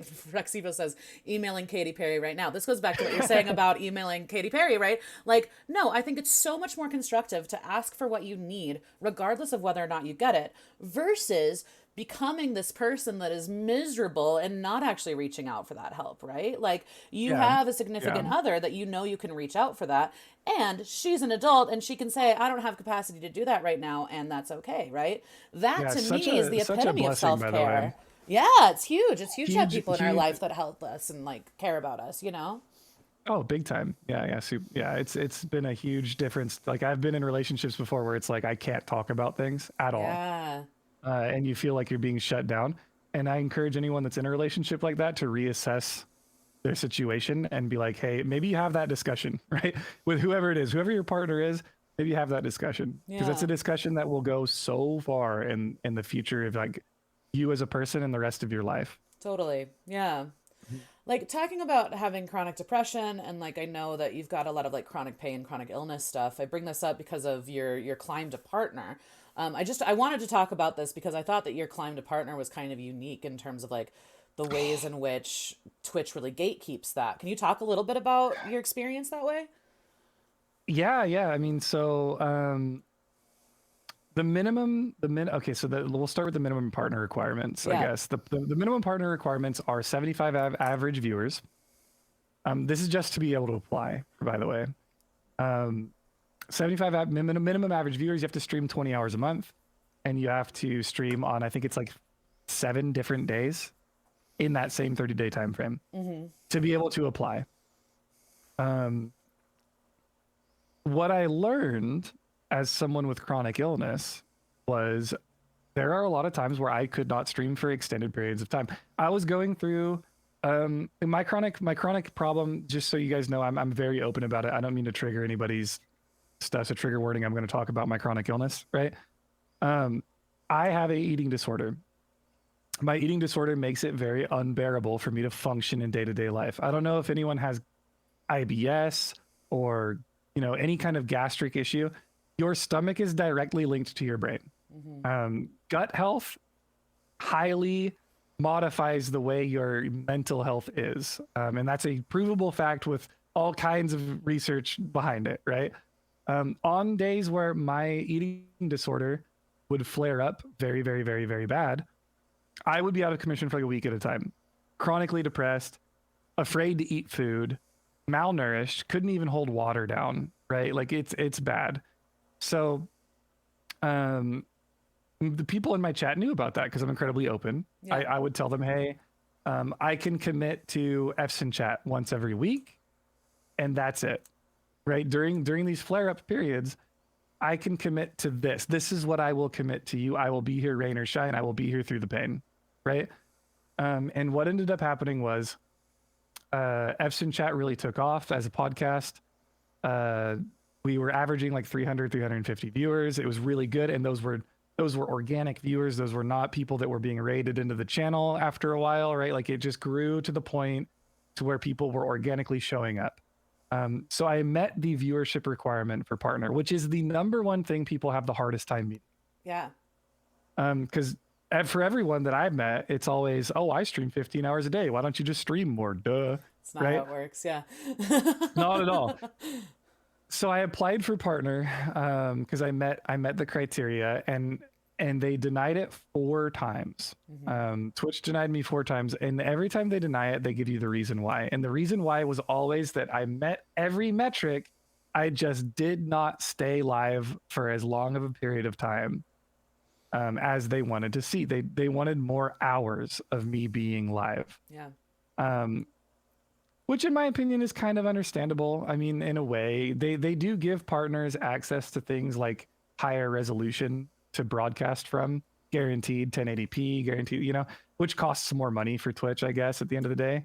So it's like, if you're going to do that, you better be someone that's making them enough money to offset that cost. Yeah. But also, like, it's incredibly ableist, which is something that I never absolutely really thought about until you talked about it. Because, like, truly, you're not the only person that it's like, it's not feasible to stream 3 or 4 times a week for like 5 or 6 hours at a time. Like, that's just not realistic for a lot of people. So I have a full-time job.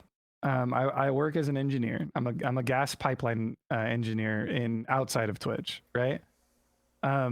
My full-time job, I'll put it this way. This is in my opinion going to speak to exactly what you just said. My full-time job put me on medical leave because my chronic health was so bad, with doctor's notes, right? Like I was going in and out of surgeries for 2 years straight, right? My job put me on medical leave. My full-time employer, Amazon.com, is my employer when I'm streaming on Twitch. I'm an independent contractor for the company that they own, right? And they denied me 4 times for partner because I wasn't streaming enough, which was in my opinion kind of lame, a little unfair. I blew the average viewership metric out of the water by 5 times what I needed to hit partner. And just the fact that I wasn't streaming as often as they liked, they kept declining it. Yeah. And eventually they never came around and gave me partner due to the fact that I was chronic. And I was putting it in the message. I was like, guys, I have a chronic illness. I'm out here speaking my truth to the people that watch your website, the people that come to your website. Like, trust me, like that. I think that this is a great thing for people to see, is like, look, I can be viewed as, like, I have an opportunity here to be viewed as someone that fought through chronic pain and found success. Yeah. Right. That was like my sell pitch basically to them. Yeah. And it's something that I still believe every day. Right. Absolutely. But, but they denied it. And eventually I got to the point where I said, fuck it. If Twitch wants me to stream longer, I'll stream longer. And I told the community, hey, There are going to be days where I am not entertaining. There are going to be days where my camera's off and I am fucking dying over here. Muted mic, streaming, and I will stream rain or shine every day until we're partnered. Yeah. And it worked. Eventually on the fifth try, we got partnered. Yeah. Because and shout outs to the community, right? Shout outs to the viewers, shout outs to the homies that were lurking. For anyone who's ever made a push for partner, it's a bitch. It's always a bitch. Yeah. And the community that supports people doing that is massive. And they mean more to us than you think that you do. Like, it's crazy. Like, people like Party Animal Stone come to mind, right? Party Animal Stone will be in everyone's chat every day, lurking in everyone's channel, putting a cat jam, saying the same exact thing every day. Hey man, how are you? Good, chilling. That's it. That's the interaction. Yeah. I love Party Animal Stone. Yeah. Right? People like that are what make like it's just so cool to see, you know? Yeah, absolutely. I mean, lurkers are huge. And in terms of that interaction, I think that like sometimes people really rely on chat to make the content for them, and I don't think that's fair. And don't get me wrong, like I want people to talk with, because that's huge, but at the same time, like it's not necessarily about that at the end of the day. And especially with what you're talking about, like we're trying to like appease this like algorithm god, so like numbers are everything. Right? Like it's true. So like having people that recognize that and support you through that, like, yeah, that's huge. Yeah, it's really cool. And what I find to be very useful, if anyone's streaming and they have interest in becoming a partner, ask yourself first and foremost why. Why do you want to be a partner? You know, and in pure, like, if the check mark is all you're seeking, that's fine. That's a valid answer. You can say I want that, right? It's a good goal to have. You can say like, I look up to people that are partnered and I want to be a partner one day, right? That's fine. That's a reasonable excuse. For me, I just wanted the ability to do things at a higher resolution all the time. Fair. Selfishly, that was it. I wanted to be able to have 1080p all the time. That's the number one reason. And I got really mad the other day because I was streaming and it wasn't 1080p, and I was like really pissed because it was something on my end, and I'm still getting memed about it. They're like, "Oh, Winky 720p streamer." Oh my god. Just because they know I don't like it, right? but that's the chat, right? Yeah. I also think that to your point, chat does make streams better, in my opinion, in a certain light. But it can hit the point where it's like, if your chat is overbearing and they feel like they're the ones calling the shots, you've got a problem. Your stream needs to be your safe space. You need to be able to call the shots. You need to be able to make sure you're not succumbing to peer pressure. It's really easy if you've got 100 people in your chat telling you to do something to want to do it. Sure. Right? Yeah. If I'm drinking beer and I got 100 people in my chat saying all caps, shot, shot, shot, shot, and I know that shot's going to put me over the limit and I'm going to be drunk for the rest of the stream, it's hard to say no. Right? Sure. But you got to be able to. Yeah. What has changed? Yeah. Sorry. I was just wondering, like, what has changed for you since becoming partner? Have you noticed things that like are different now? Other than the 1080p thing, obviously. Aside from like just the benefits you get of like the higher quality, you get a couple. I think they give you 2 lifetime subs you can give out, so that you like people just are subbed for free for the rest of their life to your channel. They do invite you to things. You do get invited as a partner to Twitch seminars, which is pretty cool. They have some of the bigger creators on Twitch, like the 20,000 viewer Andes, host these webinars that you get invited to as a partner. You can sit in on these calls and like they give you tips on things, and it's just nothing really though. Yeah. To be honest, nothing super impactful changes as if you're a partner. One thing though, and I think that this is the biggest selling point for being a Twitch partner, is it's like I'm sure we've all worked jobs, right? We've all had a job, and if it's a customer facing job, if it's a job in the public, there's a difference in how you're treated by other people that work there, right? So, and it's kind of fucked up, but it's inherent. I think it's just like in human nature, right? Like if you, let's say, like I'll bring it back to GameStop. I worked at GameStop. If I had a line of customers waiting to get rung up at GameStop, right? It's okay. I'm going to ring them up. I'm going to get through this line of customers. If the next person in line is a coworker on their day off buying it, you are going to have a much more personable, different interaction with your coworker because you know them. They are your coworker. Sure. You have a mutual respect inherently for that person. You're gonna shoot the shit a little bit better. You're gonna be a little bit more open to talking about things with that person, right? And then they check out, they leave, and then you go back to the next person, and the next person in line is like, you know, another, oh, hey, how's it going? Do you want our rewards card? You know, things like that. You're right. They're metrics, and, right? They're another opportunity for you to upsell, right? Sure, yeah. And it's kind of fucked to look at it this way. But if you have a check mark next to your name and you go to another partnered streamer's chat, it could be your first time typing in that chat. They treat you like a coworker. They don't treat you like a customer of the stream. Yeah. That's and really it's an inherent difference. Like I would love for you, Abbers, to log in on my account and just go to people's chats that you have no idea who they are and say hi. It's a different feeling. You get treated completely differently. Well, it's funny because I've observed it, right? Like, and your description of it is really fascinating. This idea of like being a coworker or a peer. What I've observed from my little affiliate corner over here, and it's not little, by the way. Like getting affiliate is something that I didn't realize is like work for a lot of people. I lucked out in that. But anyway, I've observed it that the minute that someone who has a check mark pops into your chat, this happens with you. If you pop into my chat, people are all of a sudden like, Winky, oh my God, Winky's here, right?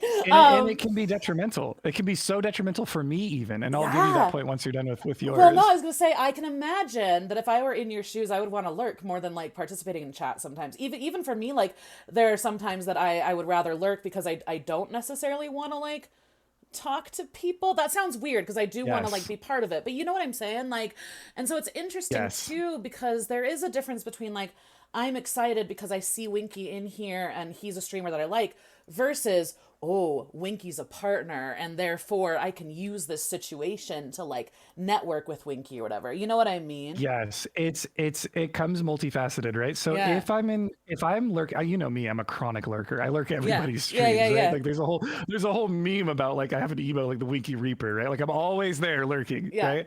I've right now I have 1, 2, 3, 4, 5, 6, 7, 8, 9, 10, 11, 12, 13 tabs of Twitch.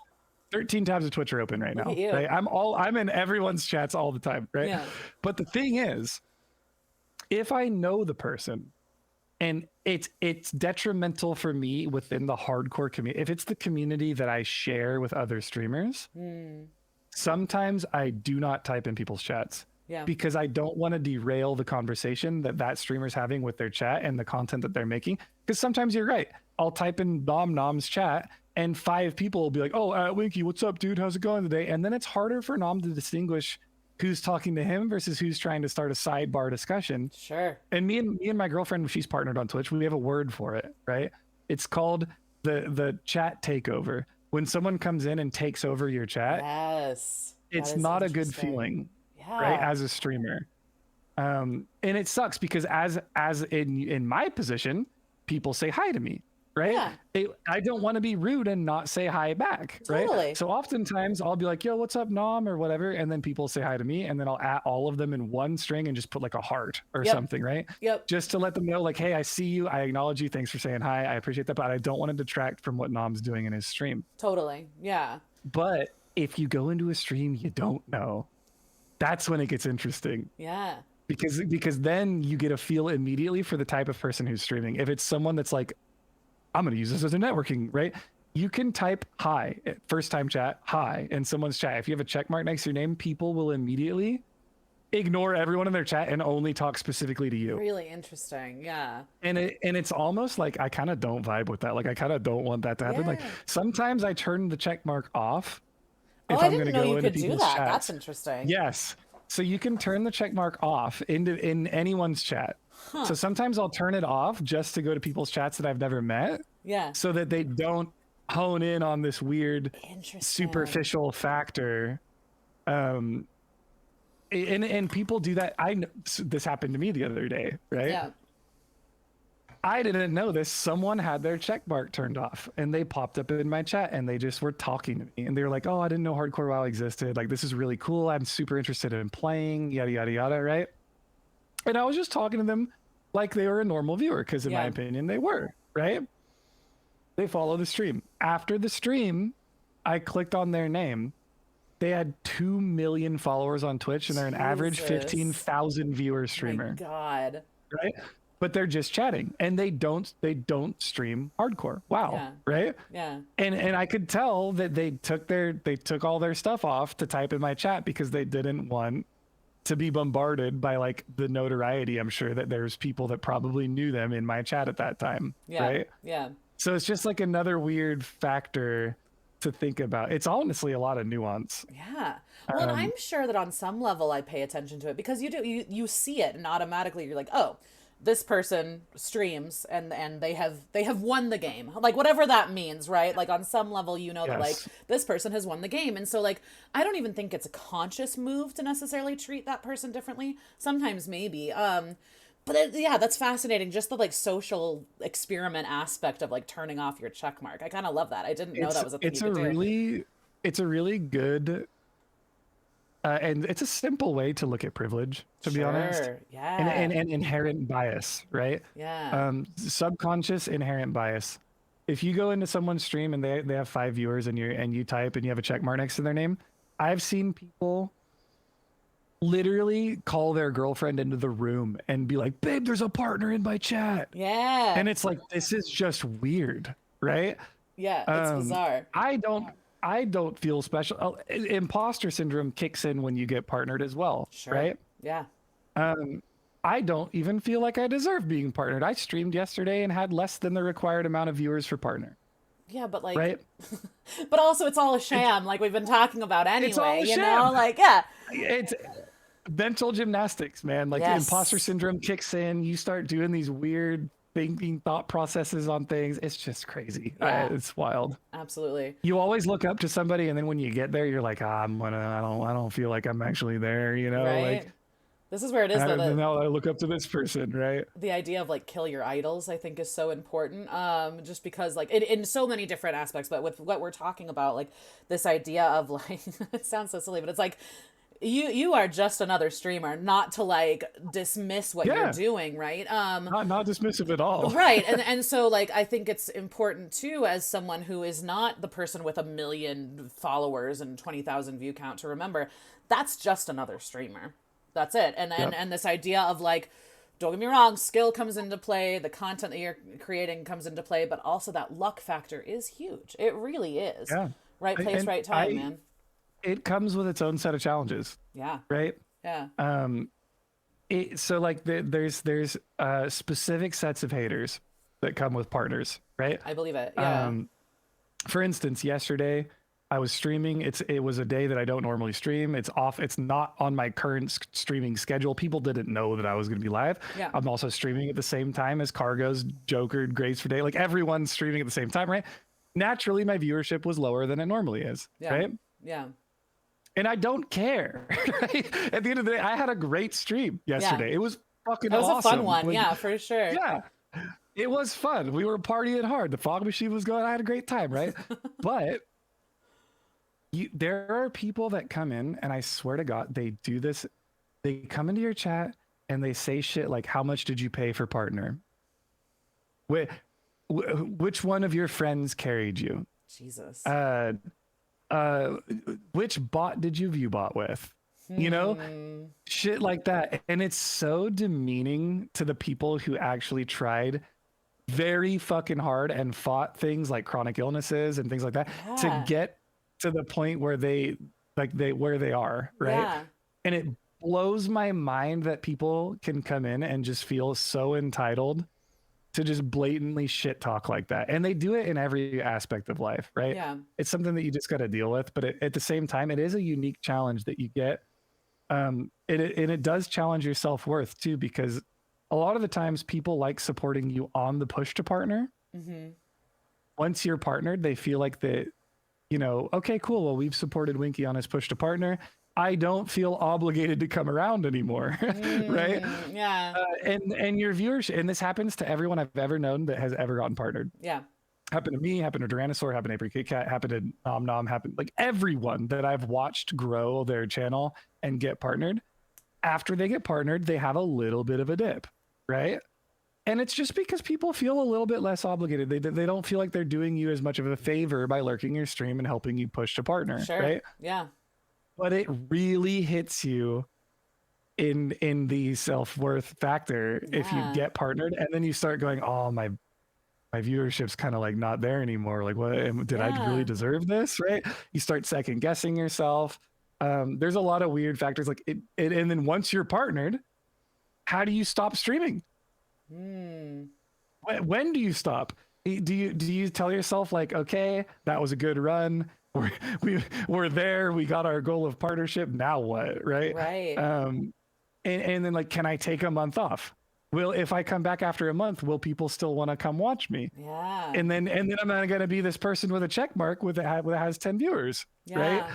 And it's like you have to like try and like figure out what you want to do, and can you maintain that? Can you? It's just terrible. Well, it sounds like this balancing act too between like you can be okay with the idea and really like understand the idea that viewer count does not equal worth, but other people are going to equate your viewer count with your worth, right? If they've never come into your stream. And like, and I've seen the opposite thing happen too, where people will go into someone's stream, like people have come into my stream, they're like, how do you not have more viewers? And that feels like equally bad in a weird way. Because that's right. Because that's not how it works, right? Like, and also it's like, thanks for reminding me that I don't have like a big viewer count or whatever, you know? So it's just, it's funny because it all comes back to this idea of like, equating like the worth or the value of your content with that number, and it's just not true. It's just not. Yeah, no, I agree. I completely. It's so easy to say don't value it. Right? And that's like it's a mental workout every day when you click the live button to not value that number. Yeah, well, I like what you said was like just being honest with yourself about the fact that like no, like that does hit you, and that's okay.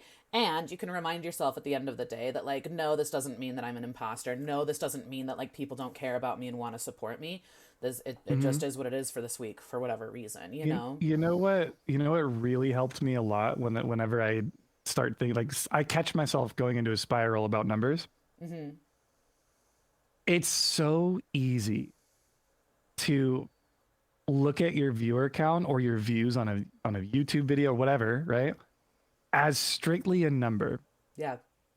But what people don't do is assign a human to each one of those numbers. Absolutely.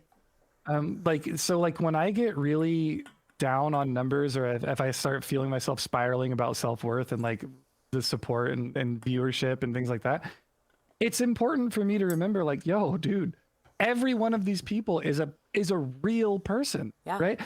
And people are busy. Things come up, right? Like maybe your viewership's down because more than average a couple people in your stream are eating dinner with their family that night. Sure. Maybe they have a hot date. Maybe they have they're starting a new gym routine and it's cutting and they're going to the gym while you're live, right? There's things.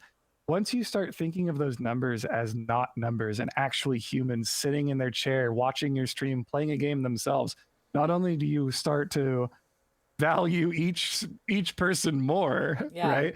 But you also start to realize like life happens, life factors happen, and it can go up and down based on things that are way out of your control. Totally.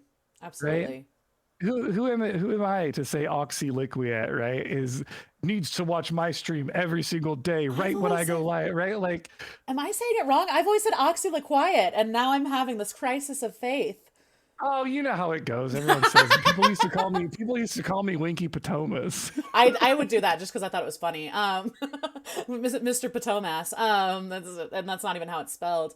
Everybody says it wrong. It's fine. Okay, good. Yeah. And the real champions are the lurkers. Yes, absolutely. Sometimes I'll stream and I'll call lurkers out. I'll just Are be you like, that yo, guy? if you're lurking, like I don't like pull up the list and like go Okay. down the names, right? But Yeah. I'll literally say like, hey, if you're lurking, if you've never typed in my chat before, say something, right? Like I just want to see if you're here. Like, is it true that the lurkers truly just they watch but they don't type, right? Yeah. And Yeah. every now and then I'll get someone that's like first time chatter. It like pops up, right? First time chatter, Yeah. and then I'll click on it. They've been following me for 4 years, Wild.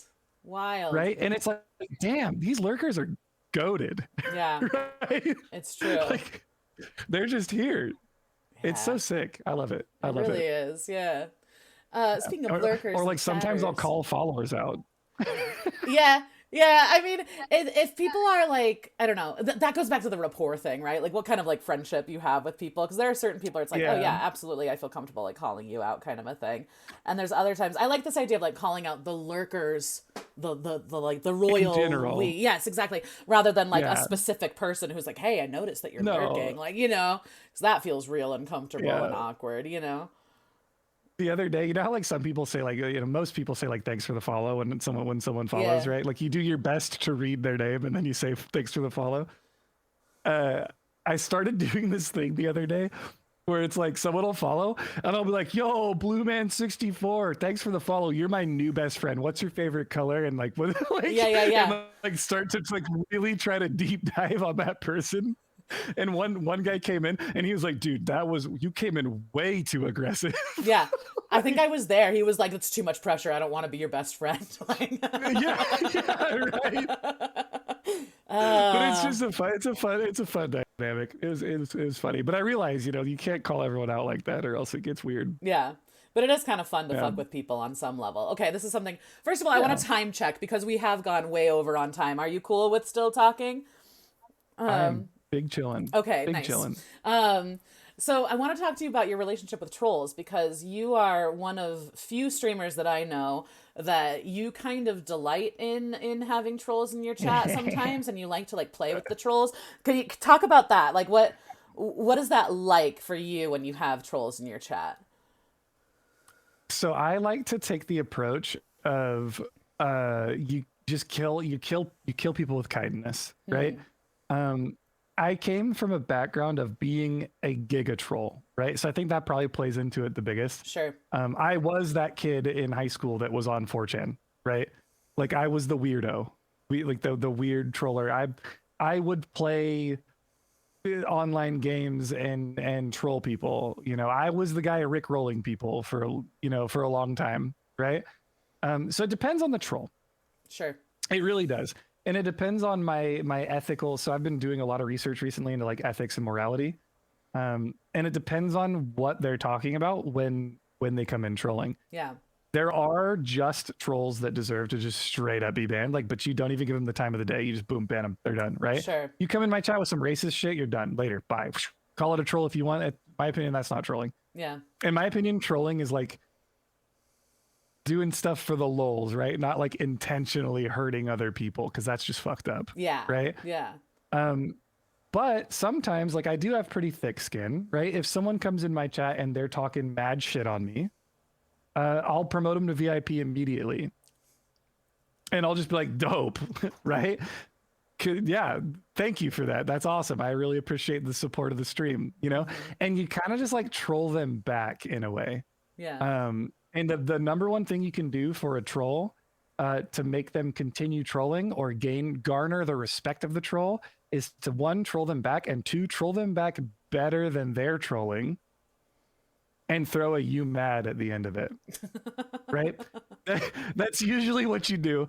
And I've had it happen like just a couple weeks ago. Someone came in and they were like, I was playing and my room was dark. It was late night. I was playing World of Warcraft. Someone came in and they said something like, the typical degen cave husk dweller, classic vanilla nerd piece of shit human being in a dark room. And I was like, yo, VIP this guy right now. Right. And then I was just like, yeah, what else did you notice about me? Right. Like, thank you so much. That's exactly who I am. Yeah. Right.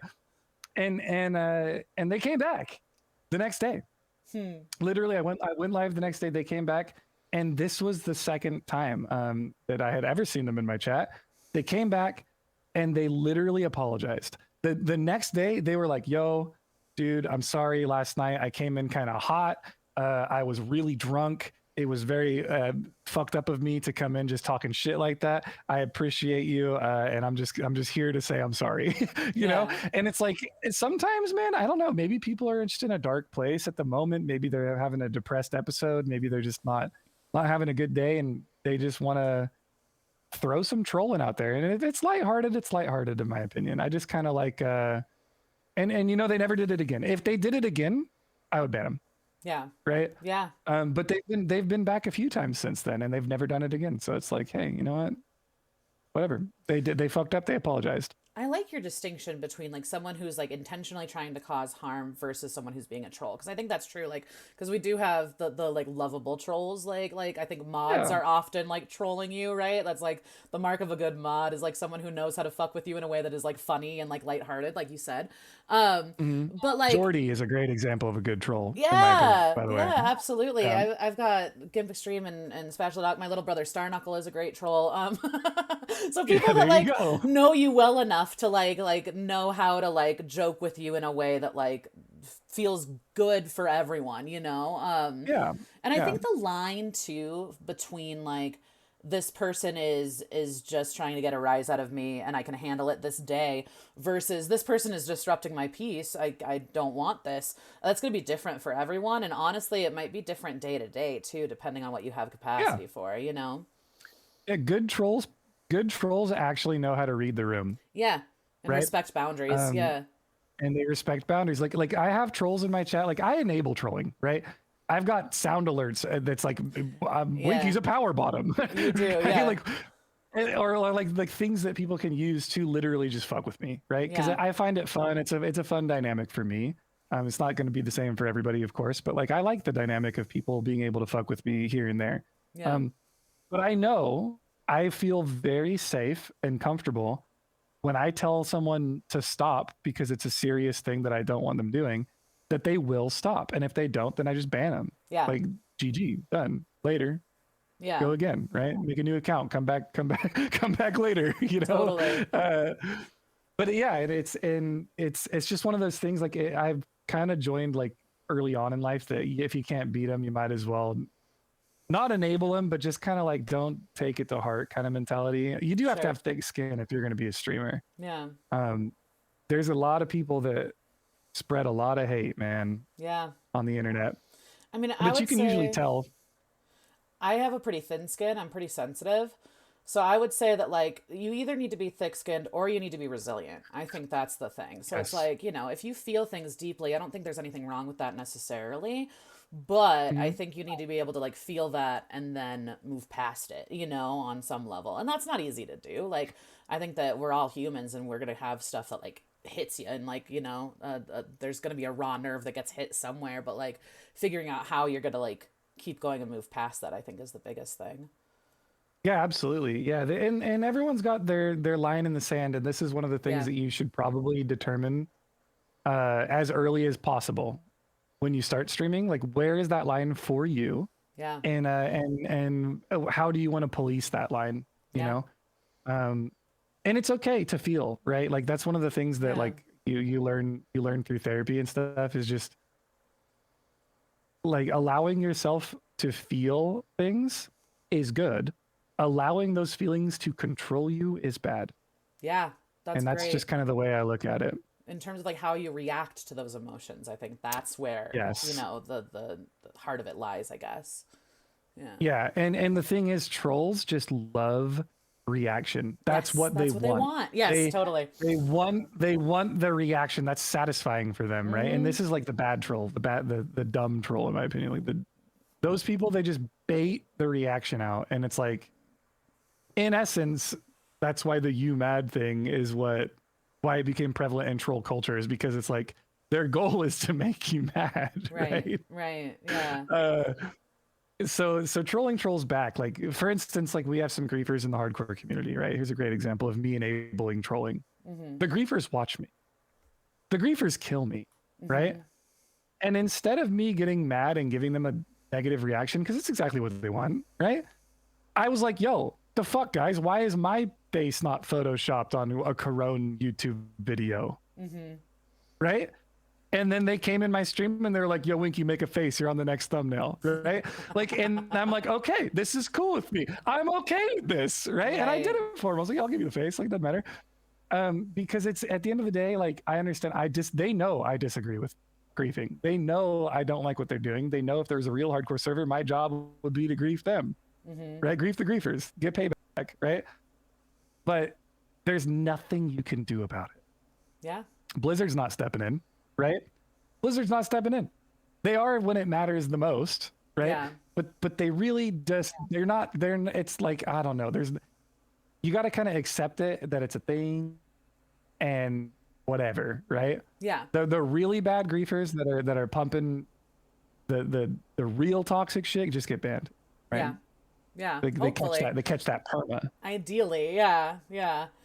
But like you said, I mean, Blizzard at the end of the day cares about what they care about, right? And so money is king in this situation. And so to permaban someone, it's going to have to be something pretty big so that, we're not losing out on your $15 a month or whatever, right? Yeah, right. Even though, whatever. Yeah, but like you said, I mean, there's an element of at some point not letting them win that game. Like, I don't think you can avoid feeling what you're feeling, but like at the end of the day, it's like, if you're going to get griefed constantly by the same person, eventually you do get desensitized to it, speaking from relative experience lately. And so hopefully when you get bored with it, they get bored with it too. Do you know what I mean? Like, that's kind of my hope. Yeah, exactly. Yeah. Once your reactions start dying down, they're just like, okay, let's go find someone else to pick on. Exactly. Right. It's like schoolyard bully shit, really, at the end of the day. It really is, to be honest. Yeah. I had one of them come in my chat. I was doing a naked self-made hunter. Oh, nice. So I had to craft my own ammo for the gun, for the hunter. Wild, right? Yeah. And I had a griefer come in my chat, and he literally typed, he was like, yo, Winky, just so you know, I talked to the boys. You have griefer immunity on this character because you're griefing yourself with this run. And I was like, okay, that's actually pretty well thought out. That's a good one. Nice. Like, that's a good joke. And then we take those, right? That's funny. I think honestly though, being it's all situational in life. Like, I have an older brother who treated me like shit growing up, right?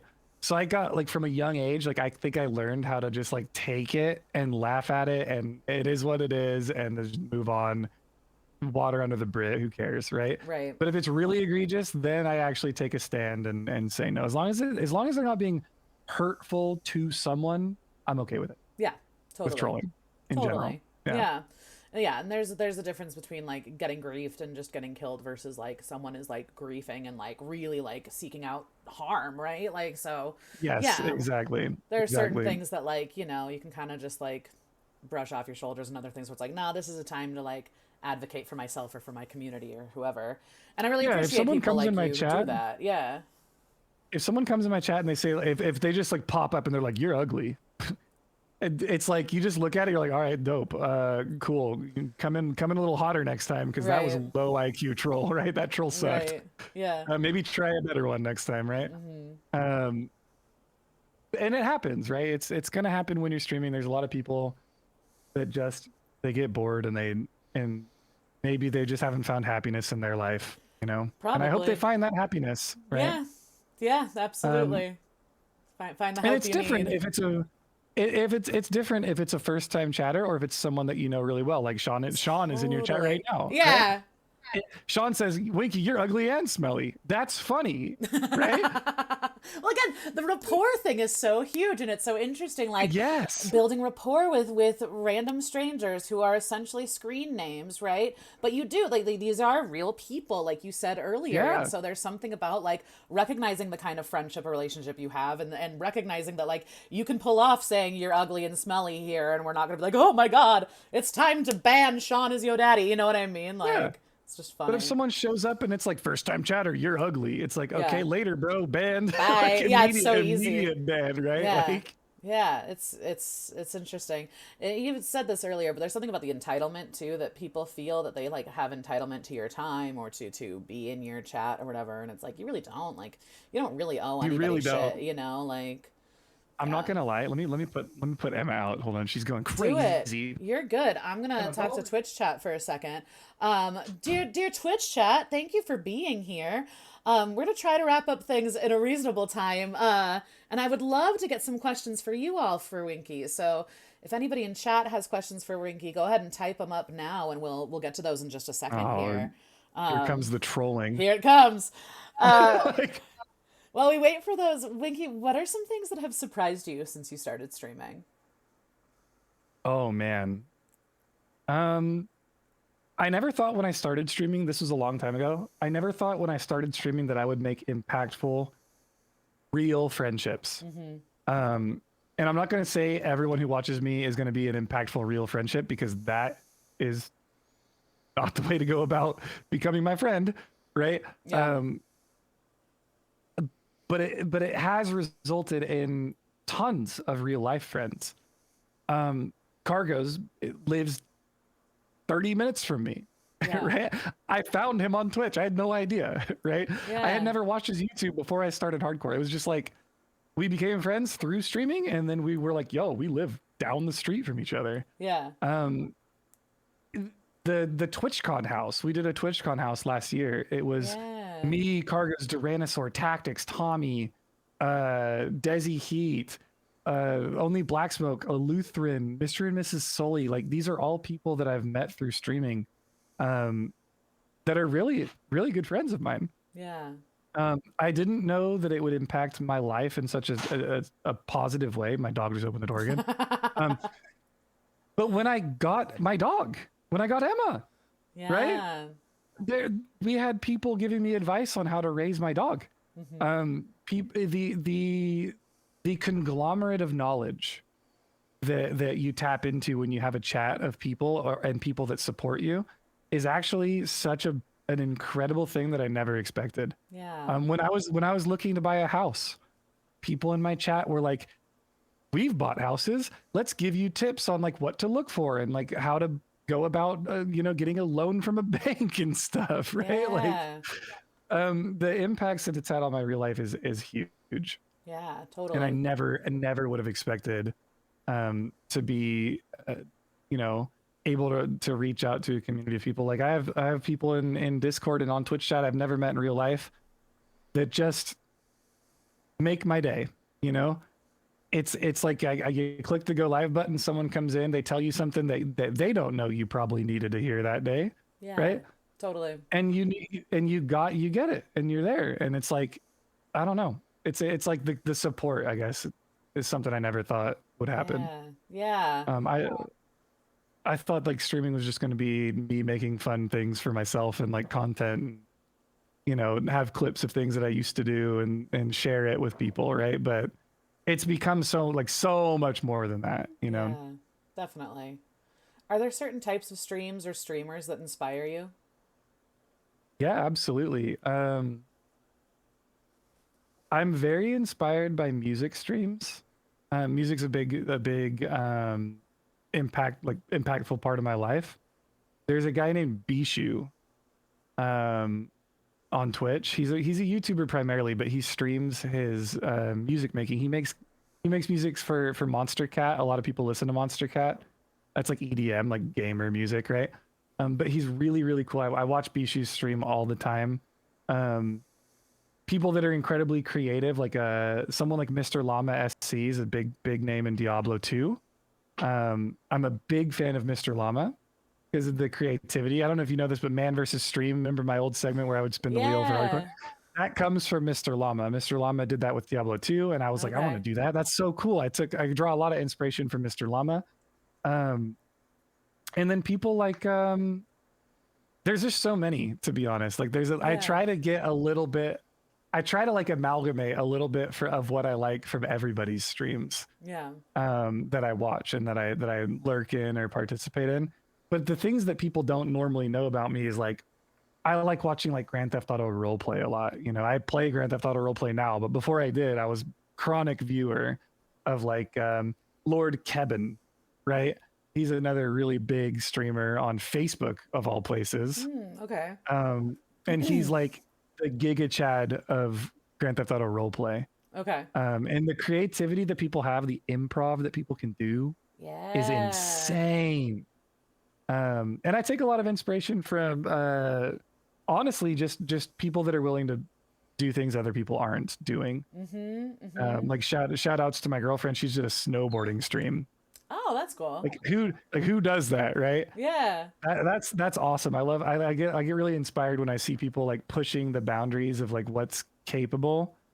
Um, and just kind of like making content out of things that they identify with, you know. Definitely. It's just been cool. Yeah, but I have a lot of people that I really look up to, a lot of people that I like. I'm just like going down my follower list like looking right now. Like Sarah Caponier is she's a French pianist, an amazing content creator. Yeah. It's just cool. I don't know. I like all shapes and sizes of streams. And of Yeah. course you Abbers. Oh, Of course. hey. Oh, hey, Of course the thanks. Abbers stream. Of course. You know what I like about you Abbers? What's that? I like that you're not afraid to be yourself, and when you need to, you can be like super vicious. This is true. No, you're not wrong. I'm fucking ruthless. I like that a lot. It's actually really dope. That's very inspiring for me. Is like Hey. I like people that aren't afraid to call people on their shit. You know, like, when it's Thanks. needed. I appreciate that. When Yeah, it's needed. it's true. And well, and kind of going back to what we were saying earlier, like I can't help it. Like that's the thing. And so it's funny because it's like, and I think in some ways to my detriment, like there are moments where I'm pretty vicious and ruthless where maybe it's not warranted. And because you're in this kind of Twitch landscape, like you have to react immediately. You really don't have time to like think or like, you know. So there are times where I think it absolutely is called for and I have no qualms with it. And there are other times where I look back and I'm like, maybe you didn't need to be like that harsh in that moment. You know what I mean? But yeah, no. But I also like it. It's like you know who you are and you're not afraid to stand your ground. Thanks, which is man. dope. That means It's a lot. dope. It's really good. I really appreciate that. More people need to be like that, by the way. First of all, more people need to know who they are. That's the that's first step thing. one. Yep, absolutely. Right? Yeah, and if you try to go into streaming not knowing that, it's going to be rough. Because there's going to be so many different forces that are trying to tell you who you should be. And again, I think and you'll be challenged. Yeah, You'll absolutely. be challenged every day. You'll be questioning yourself every day too. So it's important to stand your ground. I like that. Yeah. Well, and I think that that's an advantage again coming from the music industry, coming from entertainment industry. I think that was like where I really found out who I was, and so I was able to come into this kind of knowing that. Because that's another one. It's like you're gonna have so many different forces trying to influence who you should be and how you should be, and like at the end of the day, it's not sustainable being anyone other than who you are. You know? At least I don't think and so. at the end of the day, the way I like to look at things is everyone on the planet Earth is just walking each other home after a long night out, right? I love that. We're all making mistakes. We're all growing from mistakes.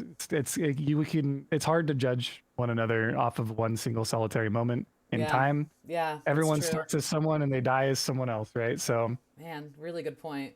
And I think too, like the people that I admire the most are the people that are like willing to learn and grow and like recognize that like there is no end destination. We're all just like going, you know? yeah, it's the journey. It's the journey. It's like it's a hardcore run. We go again, you know. It's true. It's true, man. I wish you could just go again on life. That'd be sick. Oh, man, wouldn't it? But I do have my aunt told me, and this is like just random side note, but when I was getting out of this like really abusive relationship, she told me she's like it's never too late to start again. And so there's something about that where you really the we go again like mentality. I think it is a metaphor for life in so many ways, you know? Absolutely. So the org that Cargos and I are making right now, it's a content org. It's gonna be IRL shit. No gaming. Some gaming, I'm sure, but like not mostly. Yeah. We're calling it Go Again. Nice. Right? That's the org name. And the logo is going to be like a form of the Ouroboros, the snake that eats itself, right? Yeah. You're constantly refreshing in this like full circle movement of you're never going to stop growing and getting better and doing what you're doing and keep going and keep going and go again and go again and go again and go again, right? Yeah. Until you're happy with who you are, which will be never. Yeah. Absolutely. Just a spoiler alert on life. You'll never be happy with who you are. I mean, I hope that you find some sort of contentment, but at the same time that you never stop seeking discomfort. I'm going to take that from you because I think that that's so important. Shout outs to Yes Theory. Yes Theory. I like it. I like it a lot. If you haven't seen Yes Theory videos on YouTube, you should watch them. Okay. All right. They Nice. literally are so good. Okay. I'll check them out because I don't think I have. Yeah. They're sick. All right, let's take some question from chat. Frexibo a while back said, "Would you guys make an alt Twitch account to participate in chat?" To participate in chat, Yeah. I have an alt Twitch account. Okay. Going into incognito mode. I think earlier someone said Yep. wincognito mode. Yeah. Yep. But Okay. you'll never know what it is. Hey, nice. Uh, let's see. I also have streamed on it, by the way. I've streamed on it, and Have we'll be streaming on it you? again Oh my God. soon. Eweaselbeth. Do you know Eweaselbeth? I do. Yeah, he's great. Iwi has an alt account and she won't tell me what it is, and I'm so fucking angry about it because I want to watch it. Because she'll always Alt be like, accounts are "Oh, so fun. going live on the alt account," but won't tell anyone what it is. I'm like, God damn it! Which is the Alt whole accounts point, are right? super duper fun. Yeah, yeah, You can really like let loose and just you don't give a shit about viewership. You know, like anyone that finds your alt account and they're typing in your chat, you're like, yo, this is so sick. Like this person has no idea. yeah. Like Well, I'm I over here playing imagine Tetris or something, right? Like the joy from that must come from having some sort of notoriety on Twitch, though, right? Like, because it is refreshing on some level to not have people automatically know I don't you. know. I don't know if that was the intent with why I made it. Fair. What was the I intent? made it as Yeah. a meme. I Okay. made it as a meme to troll someone that I was watching at the moment because they were saying things about like a like inside joke about what was going on in the stream. And I just made an account that like the name was like part of that inside joke. And then I just like came in and typed out. They're like, who the fuck made that account, right? But then I just started using it for things. Yeah. So it's just I don't know. Like it's just kind of fun. I don't know if it's the notoriety. I don't think I really have notoriety, to be honest. That's maybe it's imposter syndrome, but I Probably. don't think that like I don't think that I'm big enough on Twitch to deserve to be like I'm gonna go stream on the alt account, right? Like maybe there's just this weird disconnect there. It's just for me, it's like it's a way for me to completely not give a fuck about any of the numbers. Never have that worry in my mind. I can play whatever I want to play, do whatever I want to do. Type in whoever's chat that I want to type in, and it doesn't matter, right? I can Interesting. just do what I want to do. Yeah. That makes sense. And who knows? Maybe one day the alt account will just be a variety Andy and be bigger than my main account. It might be. You never know. I mean, I can see it from a strategy standpoint too, like talking about the partner push, like knowing like, okay, if people know me as a hardcore WoW streamer, right now this is going to fuck with my numbers when I'm trying to get partners. So having an alt account Yes. in that regard makes sense to me too. And I've seen it happen. Yeah. I hate to say it, I've seen it happen where people they're pushing for partner and they switch games and they just lose all hope of getting it. It's rough. Shout outs to the boys I love. Like Kigo was one of them. I've had so many discussions with Kigo. Yeah. He was poised to get partner super easy. And then he went to retail, and even switching from hardcore to retail It's huge. removed his chances at getting partner. And it sucks to see that because Kigo's such a great person, such a wonderful human being. Yeah. And it's just sometimes you just got to play the game long enough. Yeah, it's true. And that's probably one of the most relieving parts of getting partner was I felt like I could finally stream like Elden Ring and like games Yeah. that I wanted to play that weren't WoW, right? Yeah, totally. Yeah. Yeah. Let's see. Oxy Quiet wants to know, why are you a bottom? Why am I a bottom? A great question. I think.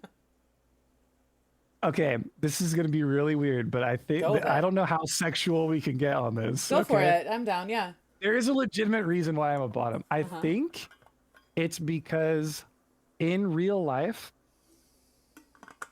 I live by myself. I own my own house. I work my own job. I work from home. I am in charge of every aspect of my entire life, right? So sometimes you just want to give a little bit of that power away Yeah. and just feel a little powerless sometimes, right? Totally. Yeah. That makes sense Makes to sense me. to me. Yeah. Sometimes you just gotta say, hey, feels good to not be in charge. Totally. It's Plus, true. I'm a WoW streamer, right? I have no cardio. Imagine me being a top. Also, I'd be like, very good point. okay, it's been 2 minutes. Where we need a fair. break, That's fair. dude. Oh, I Demaxis don't says work you're out. a power verse, obviously. I don't know what that means. Like your switch. So you go between being Oh a yeah, top I'm and a bottom, definitely a switch. right? Yeah, if you guys Yeah. actually want to know, I'm a switch. I'm a Yeah. big switch actually. Makes sense. Makes I sense. I like can to see mix it. things up. That's the only other question that anyone has asked. Good job, Twitch chat. Hell yeah, those are two really great Two really questions. good questions. Oh, I love it. Wait, do you have any like pre-stream or post-stream rituals? Oh shit. They've changed over the years. Recently, I just click the go live button and I go get my water Okay. and I come sit down. Mm-hmm. Um, Back in the day, I used to do like the whole starting soon screen and then like, go like get all my stuff ready and like get it laid out on the desk for the day. But recently, I've been really embracing the just like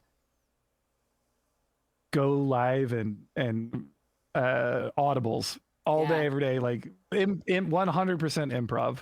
And I like it more that way. I think it's just less thought process throughout the day. Yeah. That I makes still like sense. planned content. Like I still do F's in chat. I still have to prep F's in chat and stuff. But no, I don't like button my shirt up and down twice or like turn the light switch off and on a bunch of times before I go live or anything. I'm sure there's people that do. Yeah. Well, I think like I getting do have a water, weird getting ritual set. though. Tell me about it. I have a weird ritual though. I don't split poles. Okay. If I'm walking with somebody or if I'm even in World of Warcraft in a duo, Yeah. if I run on this side of a post or a tree and they run on that side, I have to run back and run around it. Oh, So really? it's this really weird OCD. If I'm on a warlock or a hunter and my pet goes on the other side, I have to go back and go around it. Interesting. Huh. Yeah. That's I was funny. always told growing up that splitting a pole was bad luck. So it's a superstition thing. Yeah, and I also knock on wood a lot. So the Okay. like under my desk, this is actually so dumb. My desk is laminated and it's real wood underneath, right? Yeah. So I actually took a knife and I cut part of the bottom of my desk out to expose the real wood. So whenever I want to, I could just knock on So my you can desk on the actually bottom. knock on wood. Yeah. Yeah, it's really weird. I'm like superstitious in the most odd of ways. Yeah. So when I go live, sometimes I get like this weird feeling of like, yo, this might be a bad stream, and I knock on wood Interesting. real quick. Yeah, I that's a like really ritual. weird thing. No, I mean Yeah, I'm kind of superstitious and I like ritual a lot. Like and I think that like what regardless of what you believe, there is something powerful about taking something internal and making it external, right? So like if you're yes, like nervous about the way that a stream is going to go, knocking on wood makes that a physical like act. So there's something about that that I think I has like like that. merit to it, you know? I've never thought about that before, but yeah, I'm Yeah. obsessed with knocking on wood. Yeah. Like if I get an off feeling about something, I always knock on wood. Yeah. I don't even mean to, but I do it. I knock on wood. You just made me Yeah. realize I was like my whole desk is wood, which is funny. Some Sometimes you'll see I'll have my hardcore hat on and you'll see me live chat. I'll have it on Yeah. and I'll grab the bottom of it and I'll do this. Well, I Like get you'll see me knocking on the bottom of the bill of my hat, and it's because I this is a scuffed way of me knocking on wood. I like it. If I have no other wood available, I know that the cardboard that keeps the brill of my hat in place comes from trees. It's funny. Yeah, I had Yeah. superstitious about clothes too. There are certain things where it's like something bad happened when I was wearing this shirt. I'm not gonna wear this shirt. Like, Oh, I have a shirt that says the only luck I have is bad luck. yeah, I can't wear it. yeah, If I have like a planned thing, right? I'll wear it on a casual day. But like if I have sure. an event or something that I'm planning, like a date night or something, I'm afraid if I wear that, like I will just straight up have the worst luck of all time. Yeah, it's interesting. And it's interesting too, like this kind of like self-fulfilling prophecy element with superstition. Yeah. Because Mhm. there's so much of that too, and like this idea of like kind of like self-sabotage and like imposter syndrome. But like there's certain ritual that I like ritual. I dig it. I'm like very much into it. Yeah. Yeah. I'm big into the putting into the universe what you want out of it. Yeah. And it goes the opposite direction too. Right? Totally. If Yep. you're obsessing on things or if you're spiraling down a pathway, it's likely that that's going to happen. If you're Totally. constantly worried your girlfriend's going to break up with you, it's going to influence you in a way that you're going to start acting in a way where she's probably going to want to Yeah. break up with you, It'll affect right? your behavior. Well, I think about it with drug use. So shout out drug users out there, and also Hey, just let's go, drug users. take drugs safely. And be smart about it. But like, if you're in a bad mental way and you're gonna do drugs, it's just gonna like spiral you even more. So you have to be like really honest with yourself about where you're at in terms of like I don't Yeah. sorry not to be like drugs, but like No. like I think you need to be like careful about the way that you like operate in the world and being honest with yourself about where you're at, because Yeah. you can do certain things that will just like amplify or like Yeah. make things worse, you know? Moderation. Moderation. Yeah. Everything's good in moderation. And harm reduction, I think, too. Just doing things in a safe way and in a strategic way, you know, Yeah. regardless of what that So, is. sadly, if it was legal, there'd probably be a lot more safer ways of doing things than 100%. It's same with sex true. work. Yep. Yep. 100%. Hmm. Let's see. Zen again says, here's a question for Winky. Is the community more enjoyable from the streamer perspective or the chat's perspective? That's an interesting one, That is interesting. right? I think the community is more enjoyable depending on who you are, from the chat perspective, actually. Unless you are like me and you find insane enjoyment in planning things, like events and things like that, I think that it's a lot more work than it's worth. We put hundreds of hours in. What you guys don't see behind these community events is the hardcore mod team sitting in calls for 8 hours a day, 5 days a week. Yeah. There's so much work that goes into this. We've got it's a million plates that you're spinning all at once. And unless you really enjoy that type of work, it's just not fun. Yeah. I happen to really enjoy it. So I like it from that perspective, but I think for the majority, and there's even times where it's like, yo, this community event looks so cool. Like I wish I could play in it, but I'm casting it, right? Yeah. I always wonder about that with you guys. Because I know that I've played in so tournaments with you all, and it's like anytime you're casting, I'm like, I'm sure it's fun, but also I would feel like I'm missing out on something too, you know?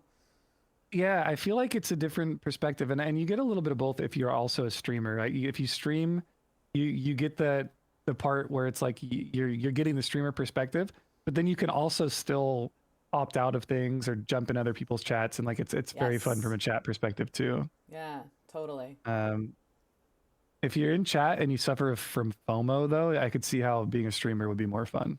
Yeah, it's interesting. I think both are fun, just it completely depends on the situation. But yeah, and I think Yeah, everyone's I a little agree. different with that too, right? Like, yeah, it's interesting. Because like for tournament days, I'm much more happy to be streaming and or viewing than I think I would be. Like I'd be down to cast or whatever, but like I don't know, there's something more fun about like watching the people casting and like watching the other streams. Like there's something so cool about like seeing all of the different strategies that people implement. Like I get into that a lot. Luckily, though, we're a grassroots community. End of the Yeah. day, the luck factor there is that like when I'm casting something, I don't have to be like in a suit and tie, professional like esports caster, Yeah. right? Yeah. I can be sitting there eating my Panda Although I Express. always do appreciate it when you guys do get into like professional mode. I always think that's fun. Yeah, I've got my suit jacket somewhere over here. I mean, we do it every now and then. I But feel like yeah, Duran started that. I feel like we can give Duran credit for like bringing the suit and tie Duran out, did. right? Right? Yeah. Duran did start that. Yeah, Yeah. that was good. Oxley Quiet says, Winky, the tabs you have open from Twitch, are those all on mute or just low volume and you listen to like 14 people talking softly? Depends what I'm doing. Right now, they're all on mute. Yeah. After this, they'll probably all be very quiet with one of them overbearingly loud, so I don't hear the other people talking. I just hear the one, but I want to give everybody the view. Yeah. So I've heard that that's a myth. so- I've heard that it doesn't take away from your view count if it's muted. oh, really? That's what I've heard. Yeah. I don't, who knows, Maybe? man? I don't know. Yeah. Yeah. Just in case. It's kind of like I'm not knocking sure. on wood. Might as well like put it like very Yeah, low. might as well just go like super low on it, right? Yeah. We've got some drug But users usually, in the yeah. chat. Hey, what's going on? Take drugs Hey. safely. It's sad I never got to do cool drugs because I have a heart condition. Oh yeah, that is rough. I smoked weed, but I got bored of it and then I quit and then I never started again. Yeah. So are Like, I could never hallucinogens like something experiment. hallucinogens are I'm something too you can't worried. do? I'm too worried that if I do hallucinogens, I would over obsess on my heart That's because of fair. my heart condition. Yeah. And it's just not worth the risk That's for me. I don't want to very end up in the real. ER. Yeah. Yep. That goes back to what we're talking about, just like knowing yourself and knowing where you're at. I think that's so huge. Mhm. Yeah. I don't even like getting drunk these days. Like I don't like not being in control of my brain. Like if I Yeah. feel like my brain is not my brain at the point, I don't know. I Yeah. get weirded out. That makes sense. Yeah, needing to have a sense of control of like what you're able to do. Totally. Yeah. Yeah. Yeah. Let's see. What is some advice that you would give your younger streamer self?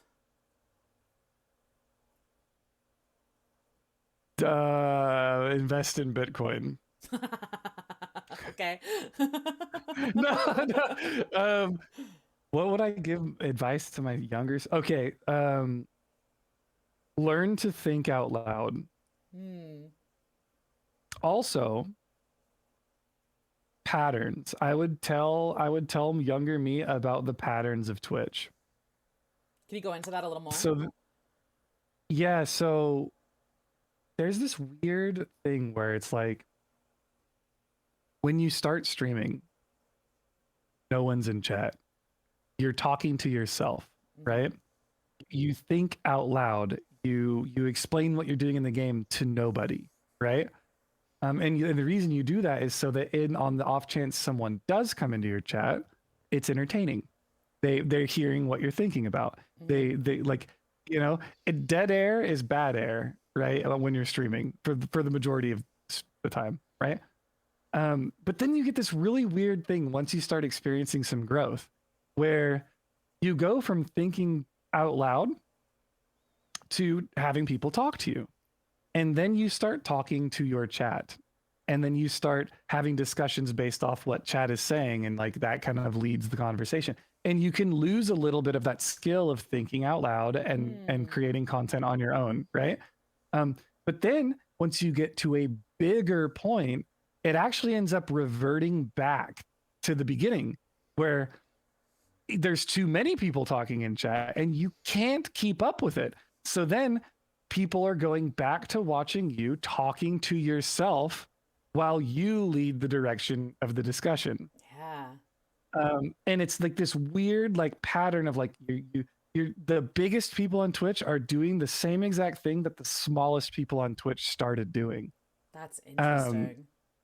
yeah, and it's like it's a really cool pattern to understand if you're going to start streaming, or what I wish I knew when I started, because I would have really honed in on the ability to guide the discussion on my own while I had zero viewers, Yeah. and I would have let like the chat being in my chat room giving that, I would give them less room to guide the discussion Hmm. so that I didn't ever lose that skill set of creating good content by myself, Yeah. because that's inherently the difference. That's really Um, interesting. and I've talked to people about it recently too, and there's people that actually don't like when you talk to your chat. They only want to watch you Hmm. talk about the game you're playing or talk about what Interesting. you're thinking.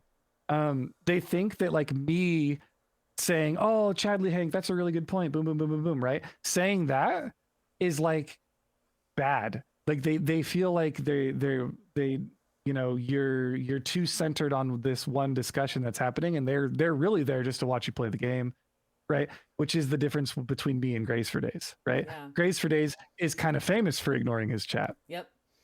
right? And but he's also a bigger streamer in my opinion because he's consistent and he ignores his chat. Yeah. That's People interesting. like the lurkers, especially like when you don't talk to your chat. Huh. I've never heard that take before, and that's really interesting. It's interesting food for thought. I'm gonna have to think about that more. Because for Yeah, and me, it's all about balance, you know. what I've noticed on Twitch is that the commodity at the end of the day is attention. And so a lot of people actually watch streams to be seen and to be interacted with. So it's just an interesting thought. I think like recognizing that different people are going to come to your stream for different reasons, and different Well, I types think of you can break it interaction. down. You can break it down mathematically almost, right? Like the people that come to your streams to get noticed are the people who type in your chat. They're the Mm-hmm. chatters, right? The people that want that social interaction of like having a discussion and typing and talking and having a good talk, they type. But you as a streamer, as you're the same as me as a streamer, 90% of the viewers don't type in your That's chat, really interesting. right? So the vast, vast majority of the people watching you don't give a shit about what Jalen Johnson wants to talk about, right? They want to hear what you're doing in the game you're playing. They go, "Oh, you're Yeah, playing Elden Ring. What are you doing? So level 1 run. What's your plan?" Right? right. Like they just want to listen to that and play the game that they're playing while they're lurking, or do the dishes at home or whatever they're doing, right? Yeah. And I think you can actually use that as a growth metric. You can once you're at a certain threshold, I would say if you're 150 viewers or more, go back to talking to yourself I mean, you're and you'll absolutely get right. bigger. Because, like you said, like you've got once you're that big, you have kind of chat hive mind, right? So you're not talking to individuals at that point. I mean, so you're right. Like anytime I watch a bigger streamer, it does go back to that. I just never really thought about it before. I think that's a really interesting point. It's something that I picked up on a couple years ago, and I was like, damn, because it was like I was breaking down like, why do people watch F's in chat more than they watch my normal streams? And then I was like, I get F's and chat's death clips, but like there's YouTube compilations of the death clips, and I'm the one that makes them, Yeah. right? Like I know they're there. Like why they could get the same satisfaction. And I think what it came down to is people they like being part of the hive mind, and they don't necessarily always, the majority of them at least, don't necessarily always want to feel like they are being the driver of the discussion. Yeah. Yeah. Also, as a fan of F's in Chat, I think it's brilliant in the way that it really does create a community vibe. And I think it's brilliant in the way that it does actually like center certain people within the community. So in terms of being seen, I almost think it's my clip might be seen, not necessarily me in chat will be seen, right? And so there's something really cool Yeah. about like the collective vibe of that. Some of the best moments of my streaming career have been after F's in chat when I get a DM from someone I've never met. yeah. And they DM me and they go, dude, I heard you watch my clip on F's in chat tonight. Thank you so much for breaking that down. That was so cool. Thanks for not being a dick and like laughing at my death and like and seeing the F's from the community in the chat like really laid to rest that run. I'm ready to go again. Yeah. Yeah, Right? it makes you That's excited so to like cool. try again because there's like other people who have also died. Like I remember the first time I died, the first time I ever played hardcore was in the Duo Cup, the first Duo Cup in 2020, and I died at level 10 to Plane Striders and the Barons, and it was very embarrassing. And so It's okay, what so I did did, Cargos. nice. But one of them was his hunter pet. Oh my God. He didn't feed it and it went aggressive and one shot him. Oh wow, that's a way to die. But this is the thing. I found solace in going into the Discord and watching other people's death clips to be like, okay, like everybody dies. Everyone like makes these like silly mistakes, right? And so there's something that's Mm-hmm. really cool about F's in chat kind of I don't know. It's kind of this great equalizer that you can watch someone like you or Cargos die in a really like ridiculous way, and you can also watch someone who just started playing hardcore die in the same kind of way. You Yeah. know? And I love the fact that F's in chat exists and it's kind of like set in stone now that it's just there, Yeah. right? It's just like it's a community gathering for the people in the hardcore community that want to gather on a Friday night, drink a beer, solace in everyone's death clips, get a little updates on the community, right? Yeah. But the cool thing is, if you're new to the community, it's a great way to be introduced to other people in the community, right? Yes, absolutely. You can watch your own death clip, your first death, right? And I always try to make sure people know, like, this is this person's first death. Like, how sick is that we've got a new Yeah. one, boys? Yeah, yeah, Right? yeah. We're in here, right? We got a new player in the community. It's just really, really cool to like be able to shine a light on people's streams like that too. Like Yeah. I'm in this position where I can help people grow. Yep. Silver, like Silver grew off of the clip on F's in chat. Oh yeah, you were Silver, instrumental. I don't know if you know this, but you were instrumental in getting me affiliate. If it that's wasn't so for you like sick. showing my death clip, yeah. I had It's this so death clip where I dope. was like screaming, and everyone's like, "Haha, who's this weird girl who's like screaming after her death?" Right? And people wouldn't have known if it wasn't for F's in chat. I think you built your own name in the hardcore community very quickly though. Thanks. You were Yeah. doing some crazy runs. Before people were doing like these achievement runs, you were out here doing insane. I love that Talent List exists because of me. There's something really cool. And I Yeah. have to give Stub credit because I would not have ever attempted that run were it not for Stub doing Naked No Talents runs. But there's something really cool to see that there's an achievement that exists because I did it. Like that feels Yeah. cool. It's so My sick. like my nerd kind of street cred, you know? Yeah, the grassroots, I mean, the hardcore community is the best in all of Twitch. It's the best community on Twitch, in my opinion. And it's got its Yeah, downfalls and it's got its of shortcomings. course. And it's grown to the point now where it's like it's even hard to police those downfalls and shortcomings, but we're doing the best we can. And that's going to happen with any Um, community that gets big, and especially I think in the gaming space and in the Twitch space, like there's inherent toxicity that comes with that. And so like, Yeah. I don't know, I feel really lucky to have come into hardcore when I did, because it feels like, and everyone kind of looks back at things with like nostalgia goggles, right? But like, I do feel really lucky that I came into it during this kind of like golden era of hardcore. I do think we were there during the golden era Right? of hardcore. Yeah, The, absolutely. the next era of hardcore is the real hardcore server. I swear to God, I know it's copium, but it's got to be coming, It's dude. gonna It's happen. got to be coming. It's It's gonna, got to be coming. because the reason people play like the fact that like classic era right now is as big as it is because of hardcore. Like realistically, right? Like Yeah, otherwise and people are. yesterday Go ahead, I'm sorry. streaming yesterday, and a Grend is in my chat. The Yeah. classic WoW dev, like they are there. The classic WoW team is clearly watching this hardcore. Yeah. They're playing it themselves. It has to. It has to It's happen. gonna It has happen. to. It's gonna They have to happen. be. They Yeah, have to be doing it. absolutely. Yep.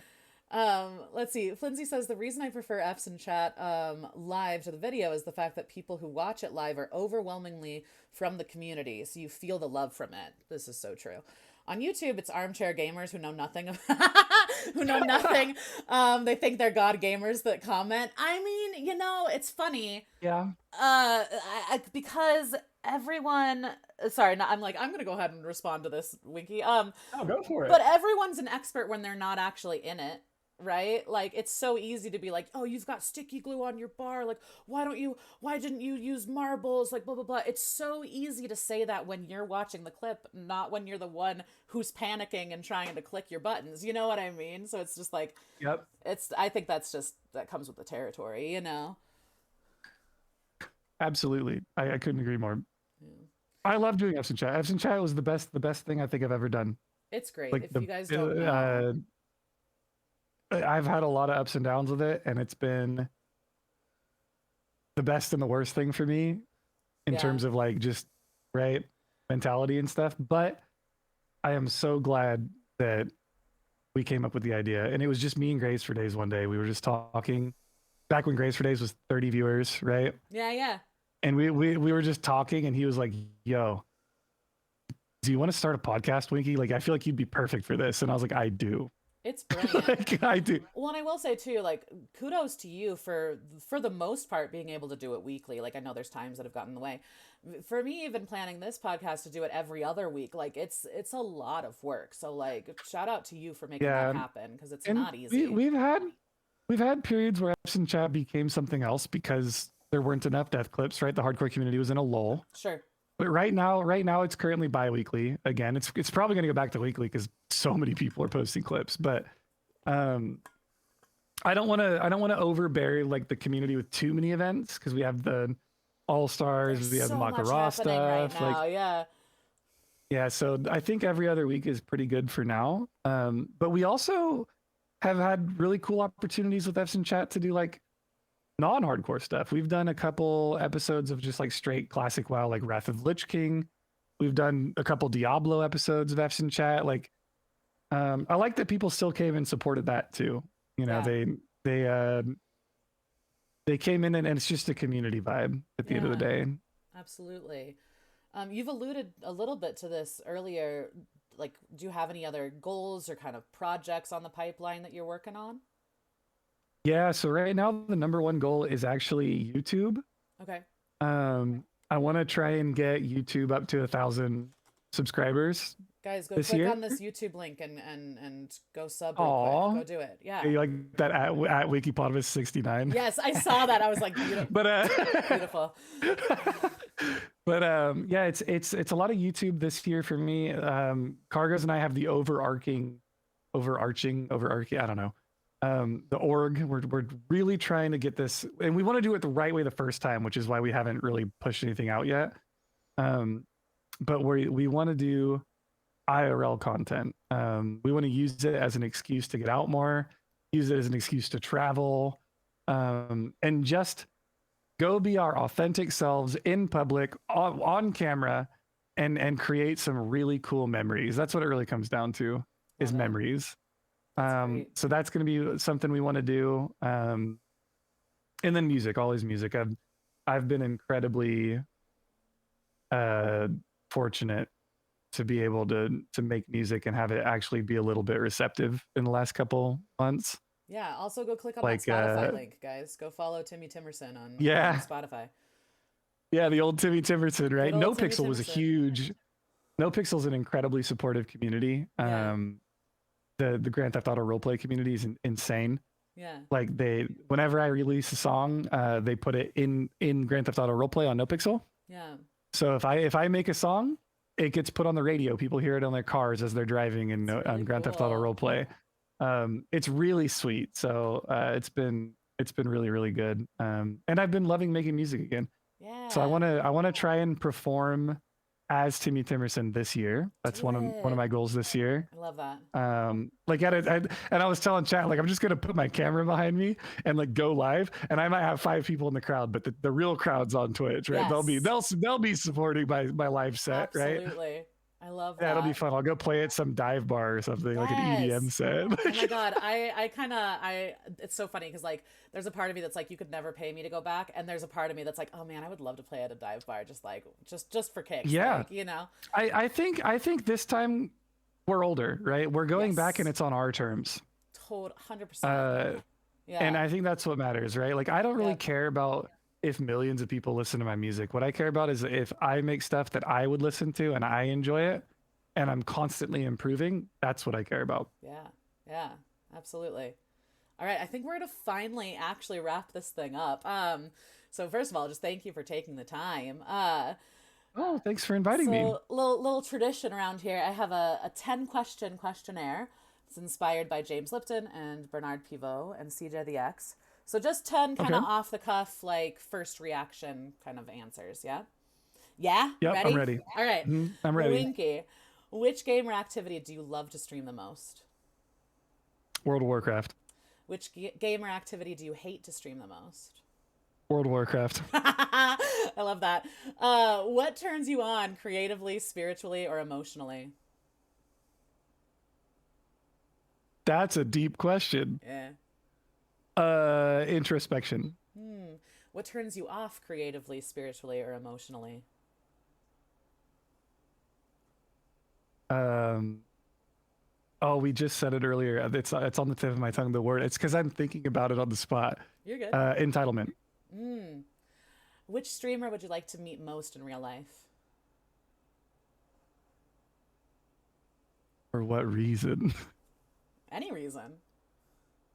Um, oh Lord. Tim the Tatman. What's something you would like to try on stream but never have?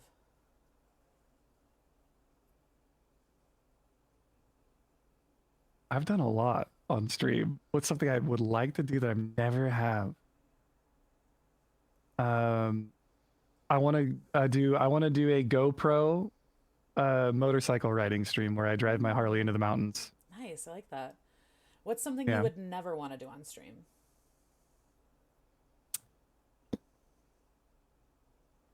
Can I say get naked? Sure.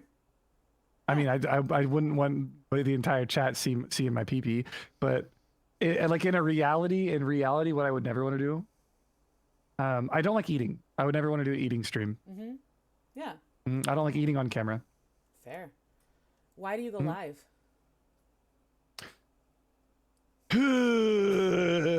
Well, I'd like to direct you to my YouTube. There's a video called "Don't Start Streaming" that you should watch. I didn't bring this up, and I really meant to. But because you were on my list to ask to be on here anyway. But as soon as I saw you post the like why you shouldn't go live, essentially was the video. I was like, oh, I have to have Winky on. But anyway, yeah. Why do you go live? I will answer it. I will answer that with object permanence. Okay. I stream so that when I die, my friends and family can remember me in a million different facets of what I really enjoyed doing in my life. Okay. Yeah. So follow up question: why do you really go live? Why do I really go live? For the money and to sell RXP with code Winky. Let's go. Perfect. Beautiful. Love it. All right. Final question. Okay. You're on your deathbed. You know exactly how much time you have. You have any and all resources available to you. Viewer count doesn't matter. Commercial viability doesn't matter. What do you do for your final stream on Earth? Final stream on Earth. I think honestly, I would walk outside. I'd get in my car. I'd drive to a forest. I'd put a camera on a bipod or a tripod, and I would just talk to my chat. I think I would just sit in the woods on a rock somewhere quiet, and I would just thank my community and my chat and my friends and family and stuff for being part of my life, and have real deep discussions with them, and then part ways. I love it. Love it. That's what I would do. Winky, Nice this little was one-on-one. so fun. Thank you for doing Yeah. this. I really appreciate it. It's so nice Yeah, I to had fun too. get to know you. So did my more. dog. Yeah.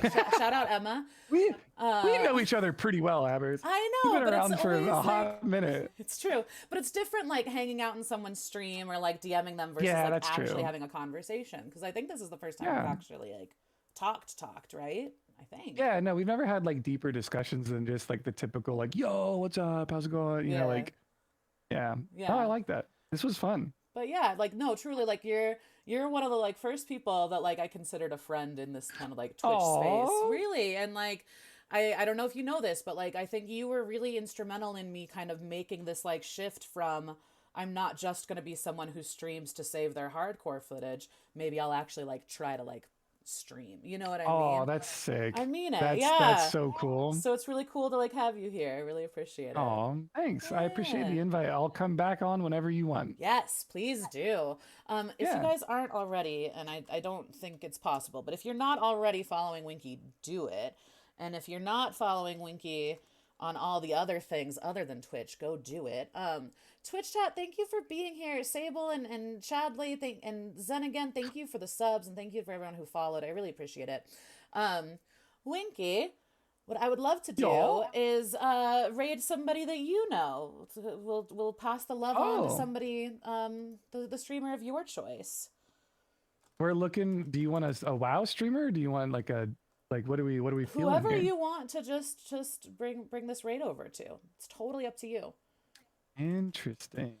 And while I do that, chat, I'm gonna go ahead and put a little raid message in here. So copy paste Winky sent us. Let them know Interesting. that Winky is the reason that we're here. Okay. Yeah, actually, my girlfriend's on a subathon. You want to raid her? Yes, I love that. Let's do it. Yeah, let's. Can you type in chat how to spell her thing? 'Cause I feel like it's got like Yeah, I underscores gotcha. and shit, and I'm gonna fuck it up. Um, Okay, there's no EVORI, underscores. or the zero It's with a zero. Zero. See, that's what it was. Zero. Perfect. So guys, if Yeah. you don't know Evora, is that how you say it? Yep, Evora. Okay. We just call her Eevee, like the Eevee? Pokemon. Love it. So go ahead and copy paste. Winky sent us. Let Evie know. And then if Aw. you want to be a guest on Why We Go Live, or if you know someone that would be a good guest, go ahead and send an email to whywegolive@gmail.com. Winky, thank you again. We're gonna go ahead and raid Evie, okay? Of course. Ready, set, Anytime. chat. Thanks for being here. She'll say hi. Okay, bye everybody. Always the most awkward part for me. All right, we're still live. We're waiting for the raid to go through. Of course. It looks like it went through. Did it? Nice. Okay. It's always so slow on my end.